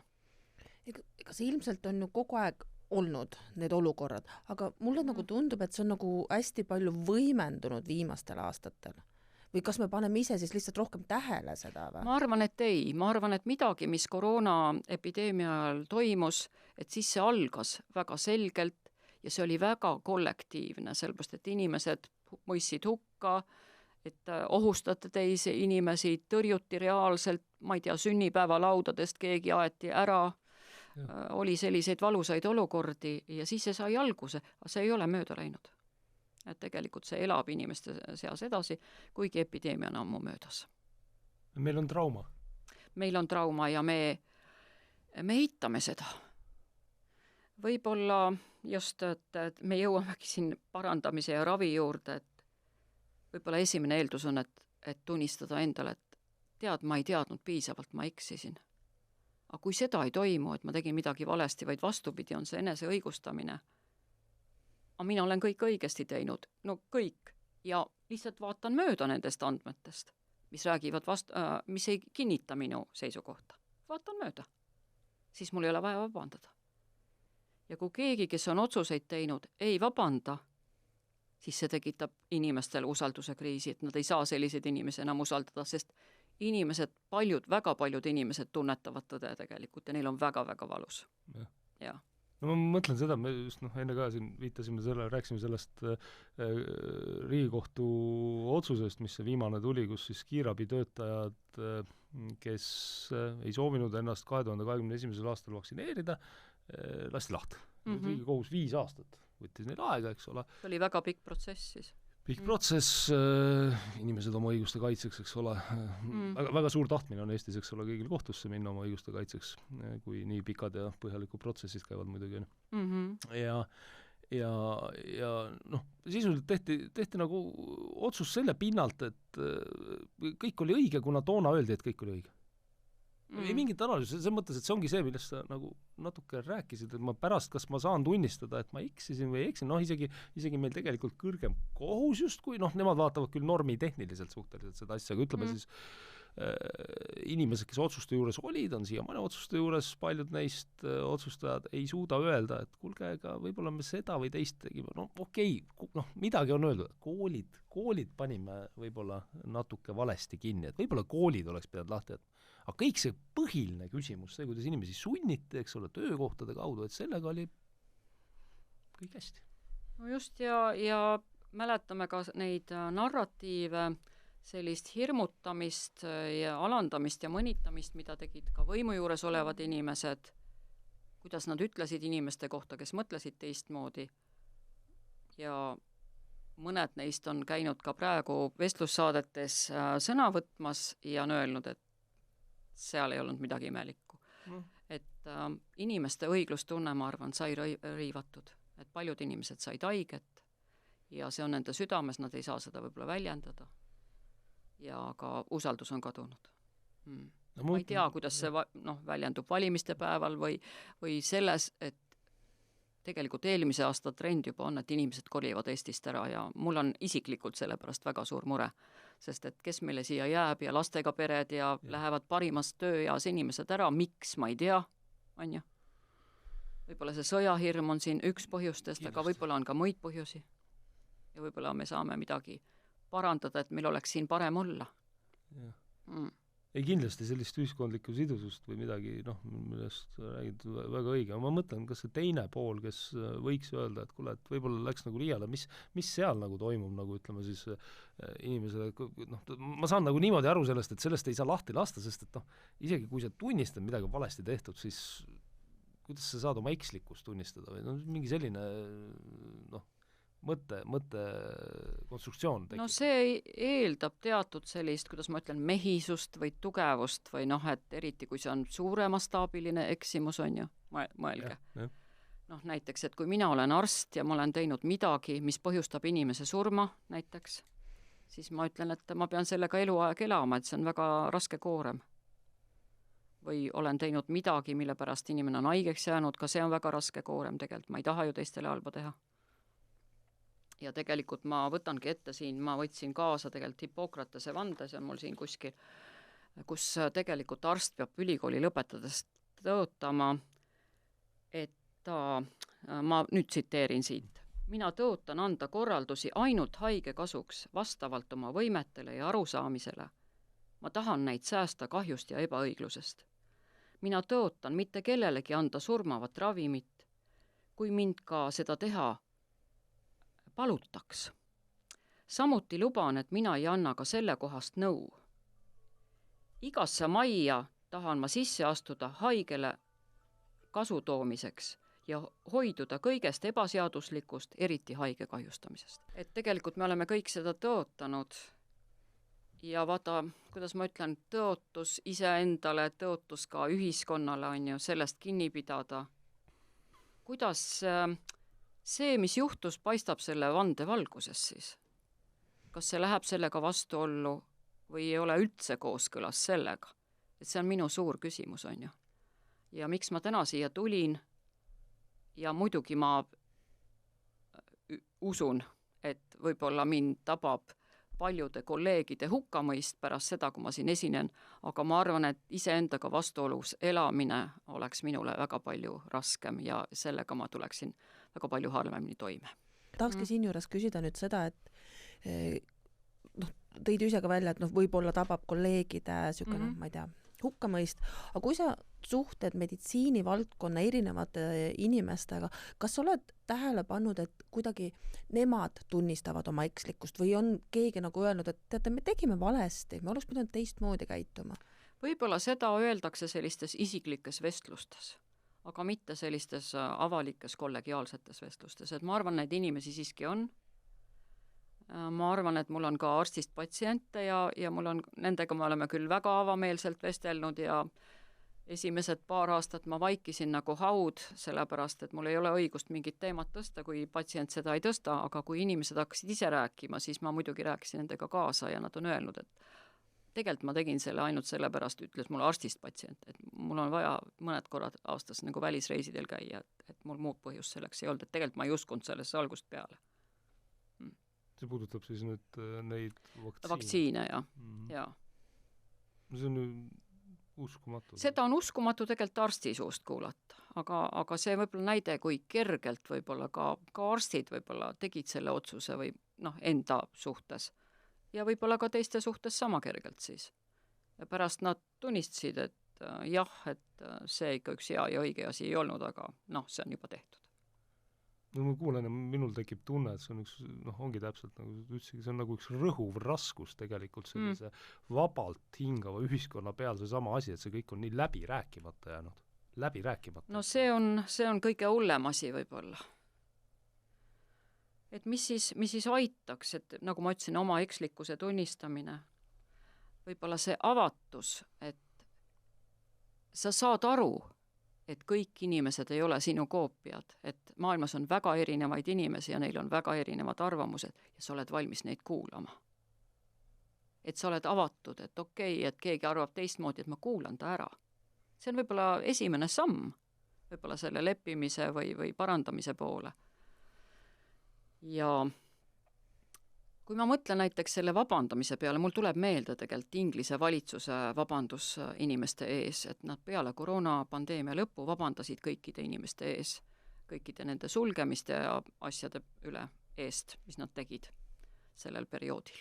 Ja see toimus üsna kiiresti, ma ei mäleta, kas see oli aastal äkki 23, äkki 3 aastat on möödas, aga ma võin eksida. No võimalik, ega nad muidugi kokkuvõttes ei ole minu arvates ükski inimene, kes või mul on nagu selle konkreetselt koroonakriisi eest nüüd ja kõigi selle eest, mis nagu tehti, vabandanud, vastutust võtnud või isegi tunnistanud, kui me räägime neist omadest vaktsiinidest, me ei ole keegi siin, ma lihtsalt rõhutan, mingid vaktsiinide spetsialistid, me ei taha neist otseselt rääkida. Mina samuti mitte. Jah, aga et me ei ole ka tunnistanud seda, et mis on nagu ilmselge ja silmaga nähtav, et jah, nende efektiivsuse, kes oli põhjust kahelda, nagu inimesed kahtlesid, jah, nende ohutusprofiilis oli põhjust kahelda, nagu inimesed kahtlesid. Et need inimesed ei olnud mingisugused hullumeelsed, kremlimeelsed või kuidas kõik siltidega oli. Et see on nagu see, mis... No just, aga see on palju kergem panna see silt, sest kui ma seda silti ei paneks, siis ma peaksin taluma seda ebamugavustunnet, mis mul on inimest kuulata, kas minule on vastupidisel seisukohal. Teate ise, et kui sina arvad nii ja keegi arvab täiesti teistmoodi, et sa pead selle ära taluma, et see nõuab talumist, on ju. Aga tegelikult terve inimpsüühe seisab koos nagu vastandpoolustest, et kui sa selle ühe pooluse ära lõikad, et siis sa opereeridki ainult poolega iseendast, et see teine pool kogub seal jõudu ja energiat ja mis kujul ta plahvatab või välja lööb, et seda jääb üle näha. Et see kindlasti toimub ajaga mingil viisil. Et see ei ole jätkusuutlik toimetulekumehhanism. Samas, kui me räägime siin sellisest, ma ei tea, võib-olla vaikivast ootusest, et ma ei tea, juhid tulevad ja vabandavad või need, kes tollal, ma ei tea, mingeid reegleid panid paika või sundisid, ma ei tea, vaktsineerima, et kui kaua ma ei tea, millal inimene annab alla, et ta ei oota enam seda. Ma arvan, et nad on juba alla andnud. Et ma arvan, et nad ei oota seda ja seda näitab selline üldine võib-olla apaatia või letargia või kuidas seda nimetada, et ma ei tea, inimesed võib-olla ei tule valima või neil on ükskõik, kes seal valitakse või mida keegi räägib kuskil või et nad on üldiselt juba sellise müüri ette ehitanud, et see on sinu riik tegelikult. Et on sinu inimesed. Sina ise nagu ju võiksid ka valida, keda sa tahad, kes sind esindaks, on ju. Aga sa tunned, et see ei puuduta sind, et sa oled juba eraldunud sellest. Tekivad nagu teatud paralleelmaailmad, et ühiskonnas on erinevad kihid ja need on tõesti, neid kihte on palju. Et mina ei ütle, et mina olen kõikide kihtidega eraldi kohtunud, aga näiteks toon näite, et viimase 3 aasta jooksul mul on väga paljud olnud suhteliselt noori vene patsiente. Ma ei tea, miks just 3 aasta jooksul, aga vist keegi psühholoog saadab mulle neid. Ja ma olen ikka niivõrd sügavas hämmingus, et ma ei ole sellest üle saanud, sest mõtlesid, et sa oled nii kaua töötanud ja nii palju kuulnud. Ei, ma ei ole neid jutte kuulnud, et ma ei ole kunagi nende inimestega kohtunud. Ja ma tunnen sügavalt kaasa inimestele, kes ei tea, kus on nende kodu ja kes ei tea, kes nad on päriselt. Nad on täiskasvanud juba. Et see on ka mõnes mõttes nagu tagajärg, et mingi probleem on ühiskonnas, mis on 35 aastat olnud ja millega ei ole midagi tehtud ja nüüd on selline olukord, et inimene on võib-olla 23 aastane, et ta on sellel ajal üles kasvanud. Aga nii on, et ta ei tea, kes ta on ja ta ei tea, kust ta tuleb ja kust ta kodu on. Ta ei tea seda. Kui siin nüüd rääkida sellest, need on nüüd vene noored, aga kui me vaatame korra sinna, ma ei tahaks rahvust külge pookida, aga vaatame lihtsalt noorte nii-öelda poole, et mina seal pärast koroona algust veel olin põgusalt õpetaja ja mul olid seal gümnasistid, kellel olid tänu piirangutele, kohtade sulgemisele, koolis mitte käimisele, neil tekkisid tegelikult vaimse tervise probleemid. Noortel oli see väga tõsine, et ütleme õppimises mahajäämus väga 2 aastat, ma ei tea, seda online õpet ja väga paljud noored ei saanud hakkama.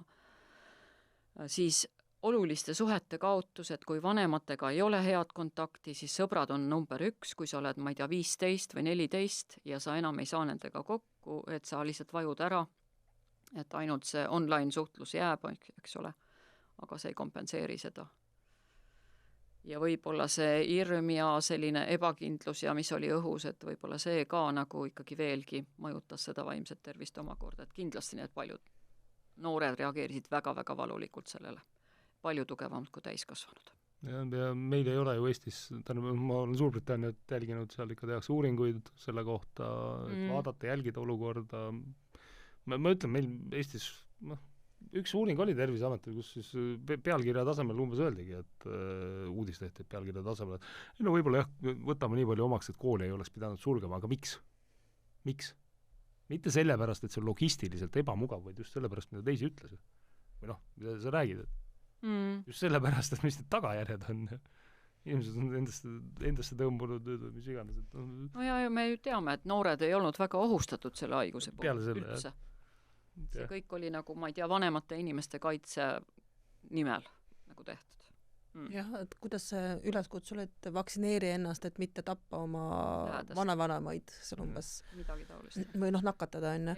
Et aga ma ütlengi, et samad asjad on tehtud ju omal ajal ikkagi tundub ju, et ilma sisulise analüüsita. Lihtsalt me võtame vastu otsuse, sest keegi kuskil võttis ja nüüd, kui sellest on, ongi, ma ei tea, 3 aastat möödas, siis sisulist nagu tegelikult ka tagantjärgi analüüsi ju ei ole. Lihtsalt kehitatakse õlgu, oli nagu oli. Jah, ja lähme edasi ja mis sest enam on ju. Et tegelikult see on tegelikult võib-olla olukord, kust me saaksime õppida ju, eks, et mis valesti läks, mis läks hästi ja mida oleks võinud paremini teha ja mida me tulevikus teeksime teistmoodi. Ja selle valguses peabki nüüd seda NETS-i puudutama, et ilmselt see on ikkagi sellest omaaegsest pandeemiast tuule tiibadesse saanud. Nad ise ju ütlevad, ma võin tähelepanu, NETS ongi siis nakkushaiguste ennetamise tõrje seadus, on nüüd jõudnud Riigikokku arutelule ja nad ise ju selle väljatöötamisel juba ju ütlevad, et jah, et nad on väga analüüsinud koroonakriisi kogemusi, ega me niisama ei räägi koroonakriisist hästi pikalt, sellepärast, et nüüd ongi need kogemused, mida siis oleks justkui nagu analüüsitud, eks ole, ja nüüd me teeme nakkushaiguste ennetamise tõrje seaduse ehk NETS-i ümber, et lahendada siis mingisuguseid probleeme. Aga tegelikkuses, Pille, kas need lahendavad probleeme või tekitavad juurde? Mis minule isiklikult kõige rohkem tekitab võib-olla küsimusi ja millega ma ei saa nõustuda, on haiguse kui sellise mõiste hägustamine. Nimelt NETS-i valguses loetakse haigeks inimene, kellel ei ole haigustunnuseid, ainult testide alusel. Mida siis nagu koroona ajal nimetati nakkuskandjaks, on ju, nimetatakse meil haigeks ja kui on mingi suur pandeemia, tegelikult enamikul Eesti rahvast võiks olla positiivsed testitulemused, siis see automaatselt annab õiguse kohaldada muid ja karmimaid sanktsioone, meetodeid kõikide inimeste suhtes.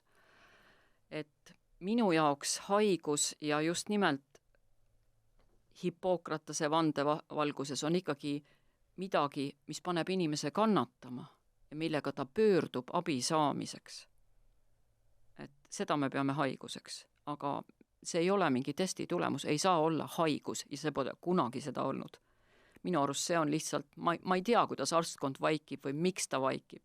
Minu jaoks see on lihtsalt kõrva karjuv asi, et ma ei saa sellest aru. Ja ma ei saa sellega leppida. Kas seal ongi niimoodi siis kuidagimoodi defineeritud? Seal on niimoodi defineeritud ja seda enne ei ole olnud siis? Ei, haigus on olnud ikkagi, kus on haiguse sümptomid. Ja. Haiguse sümptomid NETS-i valguses ei ole enam vajalikud. Siis ma pean kommenteerima vahele. Võtta, siin on, kui me mõtleme praegu lihtsalt tagasi selle koroona peale, siis mina mäletan seda, kuidas kreibi vedelikuga sai teha juba testi positiivseks. No need olid need lihtsamad testid. Need olid need lihtsad testid, eks ole. Et need on manipuleeritavad ja tegelikult PCR-test ei tee vahet elusa ja surnud viiruse vahel. Täpselt, ja siis seal sõltus veel, aega on juba tükk aega möödas, enam ei mäleta, ei mõtle nende asjade peale, kui toona, kui see oli aktuaalne, siis sa ikka loetud neid asju, siis tsüklite arvust, et palju sa seda siis võimendad seda seal testi käigus ja siis üleüldse see testi väljatöötaja, mis iganes tema nimi oli, mingi Karl oli, kes siis tegelikult ka kuskil ütles, eks ole, et need testid üldse ei sobi selle viiruse tuvastamisel. Sellepärast ta ütleski, et kuna elust ja surnud viirust ei suuda eristada, siis sellega ei saa öelda, kas inimene haige või terve selle testiga, kui sul on positiivne test. Nüüd me võime suvalise testi võtta, mis põhimõtteliselt võib kõik positiivseks, selle NETS-i valguses siis, kui see vastu võetakse. Kui meil tõesti on pandeemia ja enamik inimesi on ju kokku puutunud haigusega siis. Siis enamik inimestel on positiivne test ja sellest lähtuvalt me võime teha tahtevastast ravi. Kas te kujutage ette? Tahtevastane ravi, ma olen seda psühhiaatrina, ma olen elus teinud mõned korrad, kui ma tegin psühhiaatriahaiglas valveid, kui inimeselt võetakse igasugused õigused ära enda üle otsustada. See peab olema niivõrd tõsine ja niivõrd ohtlik olukord, kas sellele inimesele endale või teistele, nii on see seaduses öeldud. Aga selle testi alusel võib siis tahtevastast ravi teha, et kui sina näiteks seda ei soovi, seda vaktsiini või midagi, siis tehakse see sunniviisiliselt. Ja seal on tegelikult, seal seaduses on kirjutatud, et nakkus peab vastama teatud kriteeriumit, peab olema kiire levikuga, et ruttu läheb laiali ja ohustama tervishoiusüsteemi suutlikkust. No aga et kui tervishoiusüsteem on niigi, ütleme, hõredaks kulunud või nii, mitte piisav, siis see ohtlikust või suutlikkus saab ületatud kiiresti. Ja tahte vastu, ongi nüüd täpselt, eks ole, et kas siis põhimõtteliselt nad ju ise eitavad, nad ju ütlevad niimoodi, et ei, valesti saate aru. Vabatahtlikuks. Võib-olla seal ongi... Signe Riisalo ütleb ka seal vaktsineerimine jääb ka edaspidi vabatahtlikuks. See sellest seaduseelnõust, mis ma olen näinud seda projekti, see ei nähtu sealt. Seal on väga palju ebaselgeid või mitmeti mõistetavaid kohti, et kuidas keegi tõlgendab, aga seadus peaks olema ju võimalikult üheselt tõlgendatud, et kõik saaksid sellest ühtemidi aru. Et me saatsime ka oma organisatsiooniga Sotsiaalministeeriumile mitmeid kümneid päringuid, millele tulid sellised vastused, et kõik on korras. Mingit sisulist vastust nagu ei tulnud ühelegi küsimusel. ma tegelikult sellest samast Signe Riisalo väljaütlemisest tahaks tuua ühe lõigu veel välja, et siin on selline lause, et vaktsineerimise langus ja ohtu ka need lapsed, keda ei saa tervislikel põhjustel vaktsineerida. No meil on peres laps, kes on olnud üliallergiline, et ma ei kujuta ette, kui teda sunniviisiliselt hakatakse, ma ei tea, kas kuskil haiglas või kooli õe poolt vaktsineerima, mida see talle tervise mõttes kaasa võib tuua negatiivselt. Aga sellised riskid ju, kes see vastutab nende eest, kui see niimoodi, ma ei tea, sunniviisiliselt kedagi vaktsineeritakse ja tal tuleb sellega tervise kahju? Siin me jõuame juba laste teema peale, sellepärast, et uues seaduseelnõus siis vaktsineerimisega nõusolek vanema poolt on asendatud keeldumisteatisega, et sa pead teatama oma keeldumisest, et sa ei ole nõus, et su last vaktsineeritakse. Varem oli vaja lihtsalt öelda nõusolek, et sa oled nõus, on ju. Ja aga kui nüüd laps soovib vaktsiini ja kooliõde hindab tema pädevaks otsustama oma soovi üle, siis ta võib seda last süstida ka vastu vanema tahtmist. Ja mina mõtlen, et aga vanem peab seda kasvatama, et oletame, et sellel lapsel siis, kes on niimoodi süstitud, vanem ei olnud nõus, tekivad mingisugused tõsised kõrvaltoimed. Minu küsimus on see, et kes vastutab siis? Et kas see õde, kes suures koolis, seal on 1000 õpilast, võib-olla 800 vaktsineerib, tal on kiire, tal on palju tööd, on ju. Kas tema vastutab kõikide nende eest? Kas Terviseamet vastutab nende eest, kes annab korralduse seda teha, on ju? Minu arust vanem ei saa selle eest vastutada, kui talle võetakse ära õigus midagi arvata või öelda. Ja ta on tegelikult öelnud ei, aga see ei loe. Ja. Et see on minu arust ka vastuoluline. Kas või kuidas, kui te olete küsinud ministeeriumilt, kuidas nad seda selgitavad? See ei ole ju, sa pead siis lihtsalt ju näitama, kuidas probleemi ei ole, näed, meil on siin, aga nad ei selgitagi, jätavad siis ignoreerivad. Neid selgitusi ei tule, et need on väga üldsõnalised ja sellised pinnalised vastused, et mingisugust põhjalikku vastust ei ole tulnud. Probleemi eitatakse. Mõnes mõttes püütakse nagu, et ärme külma paanikat, et rahunege maha, kõik on korras, aga tegelikult põhjust mures olla on küll ja veel. Nii. Ja ei proovita, ma olen aru, proovitakse näidata, et see on kõik sellised küsimused on ebateadus või kuidas see Signe Riisalo siin ütleb, libameditsiin ütleb see.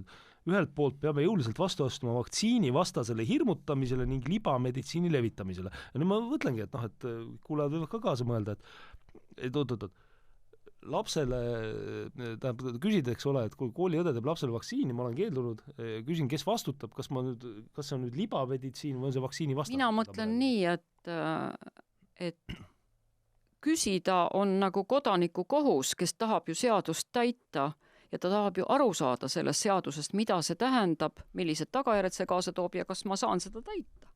Et sul on vaja ju selgitada enne, kui see hakkab kehtima, sa pead sellest aru saama. Absoluutselt. Et see ei ole minust libameditsiiniga mitte mingisugust seost, et see on kodaniku kohus küsida, kuidas on ja mis õigused mul on tulevikus. Ja kes vastutab, on ju? Tegelikult ma tunnen, kuidas mul lähevad tegelikult karvad turri, kui ma mõtlen selle, meil lihtsalt on peres hea näide võtta. Keskmine inimene ütleb, vahet ei ole, ma teen ära, muga ei juhtu midagi, aga sa kunagi tegelikult ju ei tea. Ja ega seal on ju statistika taga, kui mitmel inimesel on kõrvalmõjud. Iga ravimi puhul on ju välja toodud see statistika, et kui palju millelgi või kellelgi milliseid kõrvalnähtusid võib olla. Ja suur küsimus ongi, et kes see siis vastutab? Vaata, meil on veel niimoodi, eks ole, et põhimõtteline otsus, et perearst teab lapse, eks ole, varasemat ajalugu ja nii riske. Näiteks minu abikaasele ütles perearst, kui ta käis küsimas, ütles, et ma ei soovitaks teil praegu vaktsiini teha. Et juhtus selline perearst olema, kes niimoodi julges öelda sellisel ajal. No täpselt, aga see sõltub tema, eks ole, sellisest teadmisest, eelmisest üldhinnangust, inimese ajalugu ja tema riskid ja tema vanus ja kõik asjad kokku, on ju. Aga nüüd kujutame ette, et kooliõde ja siis ei ole selge, kuidas üldse saab sellise, ütleme sellise äraspidise loogikaga nagu seda asja tulla. Minu arust ei saa, sellepärast, et vaata 40 aastat olen arstina töötanud, et ma ei anna kunagi ära oma õigust mõelda oma peaga. Ja ma ei anna kunagi ära seda õigust, kui mul on konkreetne inimene, et ma mõtlen oma peaga, mis teda kahjustab ja mis mitte, et mis oleks õige ja hea, sest ma ju ei taha talle halba teha, ma tahaksin, et ta läheks ikkagi paremaks. Ja kui mind seadusega sunnitakse, nagu mulle ükskord ütles üks jurist, kellega ma vestlesin, ütles, et sel hetkel, kui sa teed tahtevastase ravi, sa hakkad olemast arst ja sinust saab ametnik. Et see on tegelikult väga pöördeline erk, ma olen ikkagi arstiks õppinud ja ma ei soovi sellise hetki väga palju oma elus kogeda. Ja. Aga et kui riik võtab mult selle õiguse ära midagi mõelda, mul on ette antud, mida ma pean tegema, ma pean seda pimesi järgima, nii, ja kui mu enda südametunnistus või mingisugune asi minu sees tekitab selle tunde, et vot selle inimese puhul see ei ole võib-olla hea lahendus, et mida ma siis peaksin tegema, mul tekib sisemine vastuolu, ma ei saa ju enda silmi kõrvi kinni panna või mõtlemist lõpetada, et ma sellest aru ei saaks, kuna ma saan sellest aru, aga mis ma siis teen? Ma olen olnud seaduskuulekas inimene, ma ei ole kordagi kohtulikult karistatud, ma ei ole seadust rikkunud. Siiamaani 40 aastat. Edasi läheb natuke raskemaks, sest tervisega seotud otsused peavad lähtuma ainult tervisest. Rahva tervis, et inimene on statistiline ühik. Sina, kui sa sured, sa oled väike statistiline ühik, protsent, palju sellel ravil siis nagu kõrvaltoimeid oli. Sa ei soovi see olla, aga sa ei tea, kas see juhtub sinu kohale või läheb keegi teine, on ju. Või läheb sinu lähedane, veelgi hullem. Et kui sinu lähedane sureb ja ta on muidu terve inimene olnud ja ta pole midagi viga olnud, siis see on sinu elus suur traagika. Aga et see on statistiline ühik meie riigi mastaabis ja suurte arvude keeles. Mõtlen, kuidas seda võiks selgitada seda poolt ka, et kui ma lapsevanemana keeldun vaktsineerimisest, nemad ütlevad, et me anname siin vabadusi juurde, vaktsineerimine jääb vabatahtlikuks, aga nüüd on ka lapsel vabadus otsustada, et kas ta tahab või ei taha. Et kuidas seda selgitada, et inimesed kõik nagu aru saaksid, et mõtlen just psühhiaatrina, et lapse võimekus selliseid asju otsustada. Ma mõtlen, et kuidas see hindamine, et ma ei kadesta seda inimest, kes peab seda hindama. Sest ma mõtlen, kui mina peaksin psühhiaatrina seda tegema, esiteks ma ei teaks, kuidas seda teha ja ma ei teaks, kuidas seda teha 5 minutiga. Ma ei usu, et mul rohkem aega on. Yeah. Et ma pean ka teatud hindamisi tegema ja 5 minutiga ma ei suuda neid teha, sellepärast, et aga kuidas sa hindad näiteks sellist asja, et me ühes saates, kus me natuke rääkisime sellest, ka tõime välja siin, et kas oli mingi Eesti Tallinna kooliõdede liit või mingi selle juht või keegi ütles välja, et et kuidagi sellises olukorras, kus laps on vanemaga tülli läinud, et siis hakatakse seal hindama, kas ta on otsustusvõimeline. No oletame siis, et ma saan aru, et see tüli võiks siis selline olla, et mina arvan, et lapsele, et kuule, et sa ei peaks vaktsineerima, näiteks laps, 14-aastane seal arvab, et sa käi kuu peale. Ma arvan, et ma peaks vaktsineerima ja ma oleme tülli läinud. No minu arust see on tavaline teismeline, kes on põhimõtteliselt kõige vastu, mida tema vanemad arvavad, et see võib igas teises peres juhtuda. Võimalik. Võib juhtuda. Vaata, kui palju on seda soodusfooriat, eks ole, täitsa kahju niimoodi, et ei tahaks olla sellises olukorras vanem ja mul on väga kahju neist vanematest. Lastest ka muidugi, kes on segadus saad. Aga just nimelt see olukord, eks ole, et siis ta läheb sinna, mismoodi see kooliõde, kus see tema ettevalmistus nüüd peaks tulema, et tema hindab nüüd selles olukorras, kus on tüli ka, et ma ei tea, see kõlab nii jaburalt. See on jabur jutt. See on keeruline ja ma isegi praegu ei oska teile öelda, milliseid isikususe omadusi, psüühilisi omadusi, pädevust, milles peaks õieti hindama, et selleks peaks nagu koostama selle hindamise aluse või et inimestel oleks niisugune instrument, et ta võtab selle lehe ette, tal on mingid küsimused, mingi 20 küsimust ja selle alusel ta teeb selle hinnangu. Aga seda peab ju valideerima ja see on nagu selline pikk tee, et millal ta muutub usaldusväärseks, on ju. Et see ei saa niimoodi, et ühe päevaga panen kirja ja kõik korras, on ju. Valideerima, et kas see peab paika, kas see on usaldusväärne. Siin veel tuleb mänguvalt tegelikult ka selline, ma ei tea, kui see on tülisituatsioon lapse ja ma ei tea, tema vanema vahel ja sul tuleb soe tore kooliõde, kes umbes ütleb, et oi, pole hullu, kõik on hästi, teeme ikka ära. Vaata, see hästi palju oleneb ka ju sellest meditsiinitöötajast. Lähenemisest, jah. Et kui ta lapsega räägib seal sõbralikult, laps, et oo jaa, teeme ära, olen rõõmus. Muidugi hindasin, laps oli rõõmus, tahtis vaktsiini, noh. No just. Nii paljud tegurid mängivad selle otsuse juures ju, ka tuju, meeleolu, mis päev mul täna on, eks ole, võib-olla ma ei taha matemaatika kontrolltööd, ma pääsen sellest ära, on ju. Ka see võib olla motiiv. Ja ma otseselt muidugi, et asi oleks selge või selge natuke, mina ei üldse kooliõdesid ei süüdista milleski või kiru neid või selles mõttes ma lihtsalt toon välja selle ettevalmistuse, et neil ei ole tegelikult seda ettevalmistust. Nendel saab väga raske ülesanne ees seisma, et kuidas nad sellega hakkama saavad, ma jään vastuse võlgu. Ma lihtsalt tõin selle Tallinna kooliõdede liidu välja, kuna see ütleme põhjendus, mis tema siis selle mingi organisatsiooni juhtiv õena ütles, oli tobe, aga tegeliku küsimus on ju selles, et seda ütlen siis ausalt välja minu hinnang või võrdlemisi sõgedat plaani peavad ikkagi need, kes võimu teostavad meil hetkel praegu, et siis see tuleb ametkonnast ja poliitiliselt tasandilt, et ja mis selle taust on? No vaata, ja see võimuasi tuli nüüd sisse, sa ise tõid selle sisse, et kui sa teostad seda võimupositsioonilt, et riigivõimu esindajatel on alati võim ju kodanike üle, on ju. Ja ma arvan, et seda mingis ekstreemses situatsioonis, näiteks kui hakkab sõda või et keegi, eks ole, annab korraldusi, et kuhu varjandisse me peame minema või mida me peame tegema, väga loomulik olukord on ju. Aga sellel on alati omad tagajärjed, kui ei ole seda ekstreemolukorda või sõda. Ja kui seda võimu ka kuritarvitada, et seal on ka need ohud, on ju, et kui ei ole täpselt sätestatud, et kelle suhtes siis võib seda tarvitada ja kes siis sellest pääseb, on ju, kas keegi pääseb või rakendub see kõigile.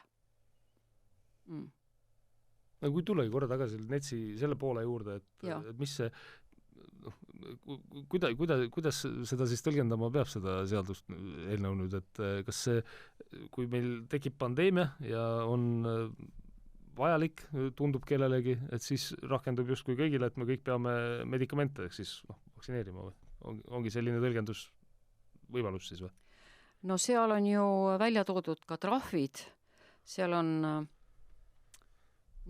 nüüd nii väike sõnatuse vahe, et ma pean lausa paberilt vaatama, sest see erinevus eelmise seaduse variandiga on äärmiselt väike. Nii. Tööandja peab tagama töötajate vaktsineerimise. Et tööandja peal on vastutus, et kõik, kes sinul töötavad, peab tagama selle. See on siis selles nii-öelda eriolukorras? Eriolukorras, jaa. Ja selle, kui seal oli vist niimoodi, ma mõtlen. Kas oli nii, et vanas seaduses oli vaktsineerimise tähtajaks läbiviimata jätmise eest on trahv, aga nüüd on, et vaktsineerimise mitte läbiviimise eest on trahv, et seal oli mingi väga väikesõnaline vahe. Ma ei ole võib-olla isegi juriidiliselt pädev seda vahet analüüsima. Ja trahv siis juriidilise isikule 400 000 eurot. Ja eraisikule trahv tõusis 3 korda võrreldes eelmise seadusega, et kui ei täida seda korraldust, siis nii eraisikut kui juriidilist isikut karistatakse. Ja selle kohta me ka küsisime, et seal on kirjutatud inimene, et keda siis täpselt mõeldakse, siis Sotsiaalministeeriumist tuli vastus, et mõeldakse ainult tervishoiutöötajaid karistatakse. Aga sealt saab siiski välja lugeda, et karistatakse inimest. Tavalist inimest, jah. Jah, et kuigi vastati nii, aga ma arvan, et see vastus ei olnud adekvaatne. No sellega oli see, et minu arust, kui te selle välja tõite, eks ole, et siis kuskilt Delfi tegi oma mingisuguse sellise faktikontrolli moodi asja ka vist, eks, ja kus ta seda sama vist käsitleski ja ütles, et aga et see oli eelmises seaduses ka ja üleüldse, et siin Sotsiaalministeerium ütleb, et probleemi ei ole ja nii edasi. Ja ma saan aru, et teie siiski nagu oma MTÜ-st ei ole nagu nõus sellega, et probleemi ei ole. Absoluutselt mitte. absoluutselt mitte, see on faktikontrolli ülesanne öelda, et probleemi ei ole, et see on nende töö. No vaata, seal ongi, me oleme seda ka enne ironiseerinud, et faktikontroll küsib faktidele nii-öelda kinnitust, ümberlükkamiseks kinnitust ministeeriumilt või ütleme sellelt, keda kritiseeritakse või et see on ju... Ja see oli selles faktikontrollis ka niimoodi, et ma üldiselt neid ei jälgi, aga kuna ma tean, et siin oli see asi, eks ma vaatasin seda korraks. Et selle asemel, et ma ei tea, sisuliselt vaadata asja või küsida hinnanguid teistelt, ütleme pädevatelt, ma ei tea, kas advokaatidelt, juristidelt või meditsiinitöötajatelt, nad lähevad algallika juurde ja küsivad, et mida te sellega täpselt mõtlesite? No? Huvitav oli see ka, et kes siis kaasati see seaduseelnõu ettevalmistamisse, Metsa- ja Puidutööstuse Liit ja Küünetehnikute Liit. Aga ütleme, ühinenud arstide ja teadlaste organisatsiooni ja õdede liitu nende hulgas ei olnud. Ei olnud, jah? See on nagu anekdoot. Liit nagu oligi. Jah, oli. Päriselt räägidki. See ei ole anekdoot. Ei ole anekdoot. Ei ole anekdoot. Puidutööstusega. No just. Kõige paremad meditsiinitöötajad ongi... Aga see võib-olla näitab, et see kaasatus oli ikkagi formaalne. Et need inimesed ei saa ju teada sellest teemast, see on selge. Kahjuks oli nii.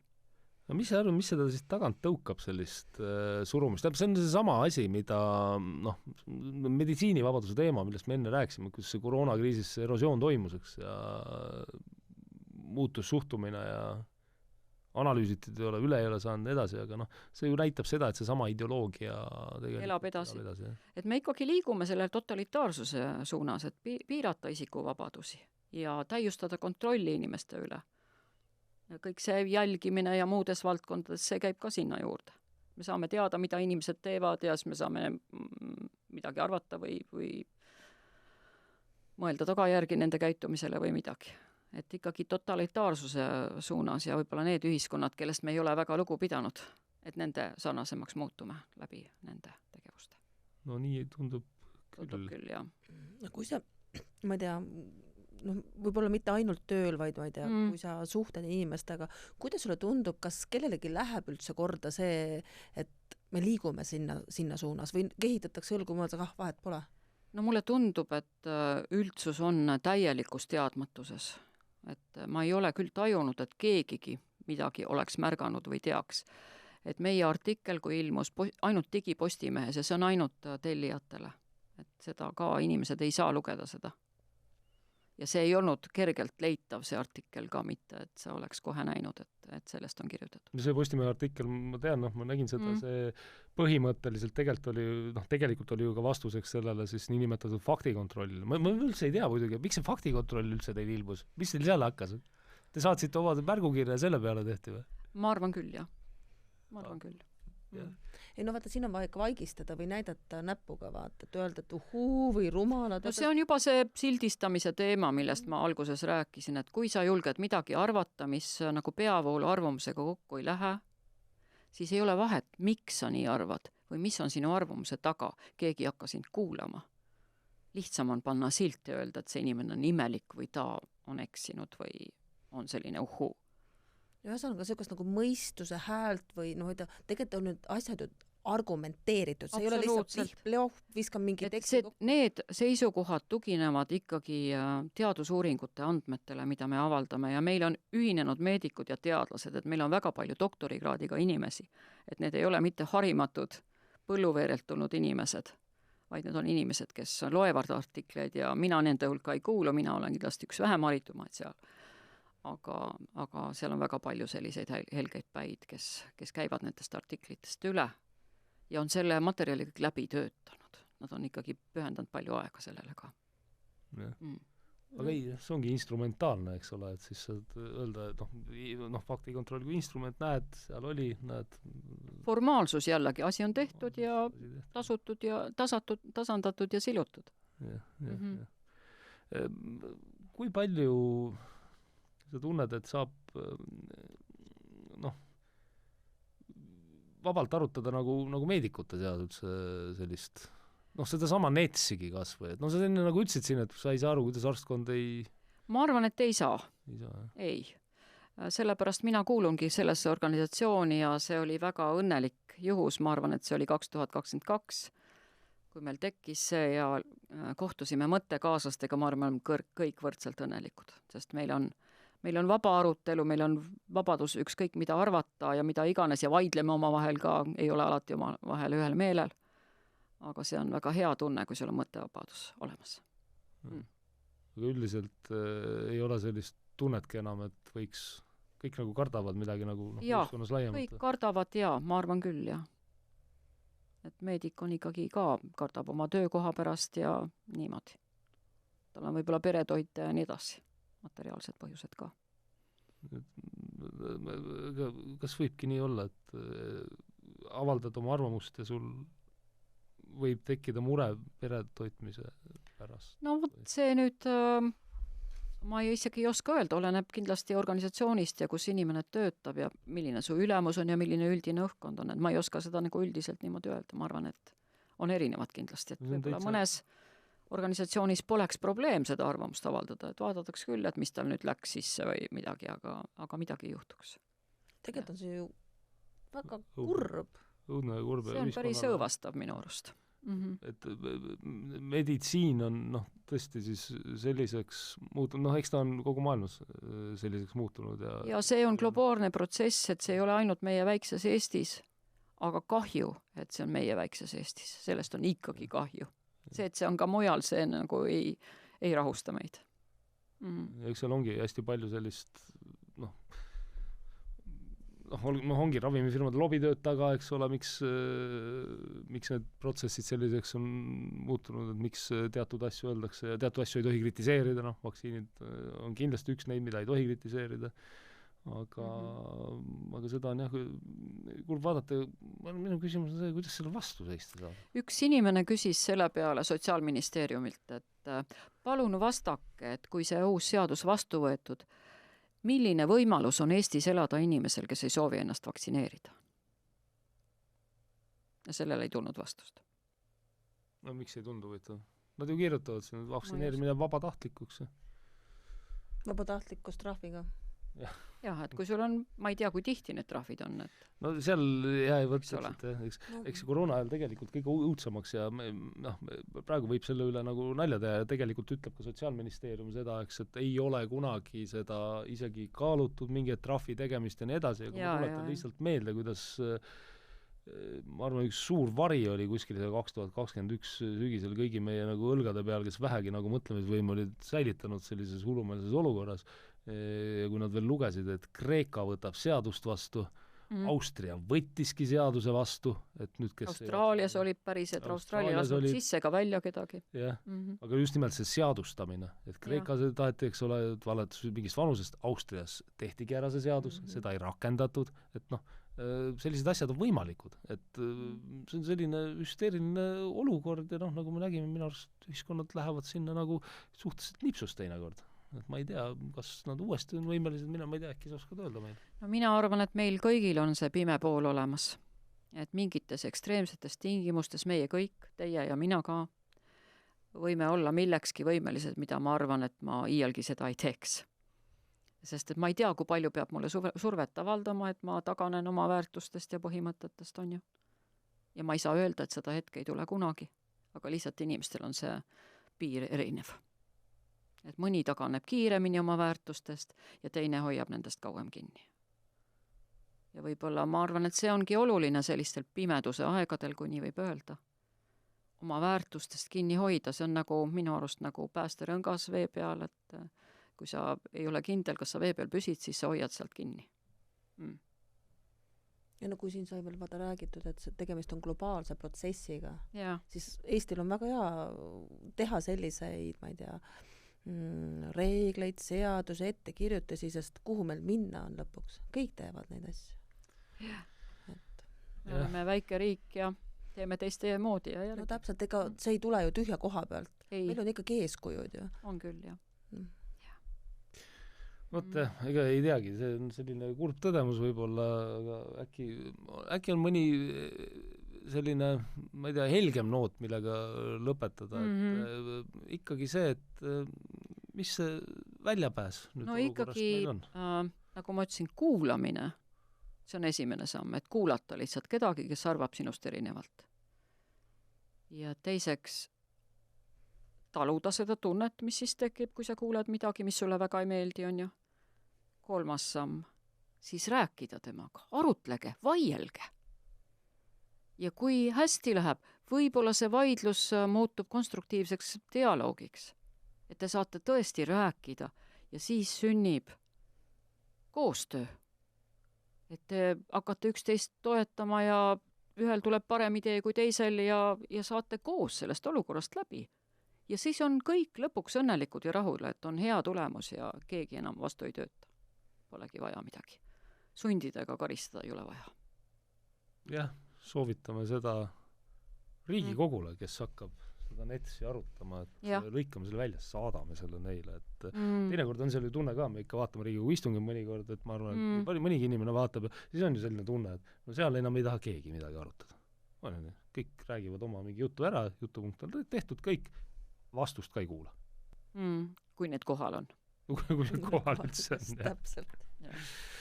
Vot, aga tegelikult me oleme tänaseks planeeritud teemad ilusti jõudnud läbi käia ja kell on ka sealmaal, et peame otsad kokku sõlmima. Igal juhul oluline ja mõtleva panev vestlus oli. Aitäh kutsumast. Jah, me väga täname. Täname ka teid, head vaatajad ja kuulajad. Lõpetuseks veel meeldetuletus, et oleme tänulikud, kui märgite meie saated meeldivaks ja jagate sotsiaalmeedias sõpradega. Soovime teile kõike paremat ja kohtume peagi taas. Just.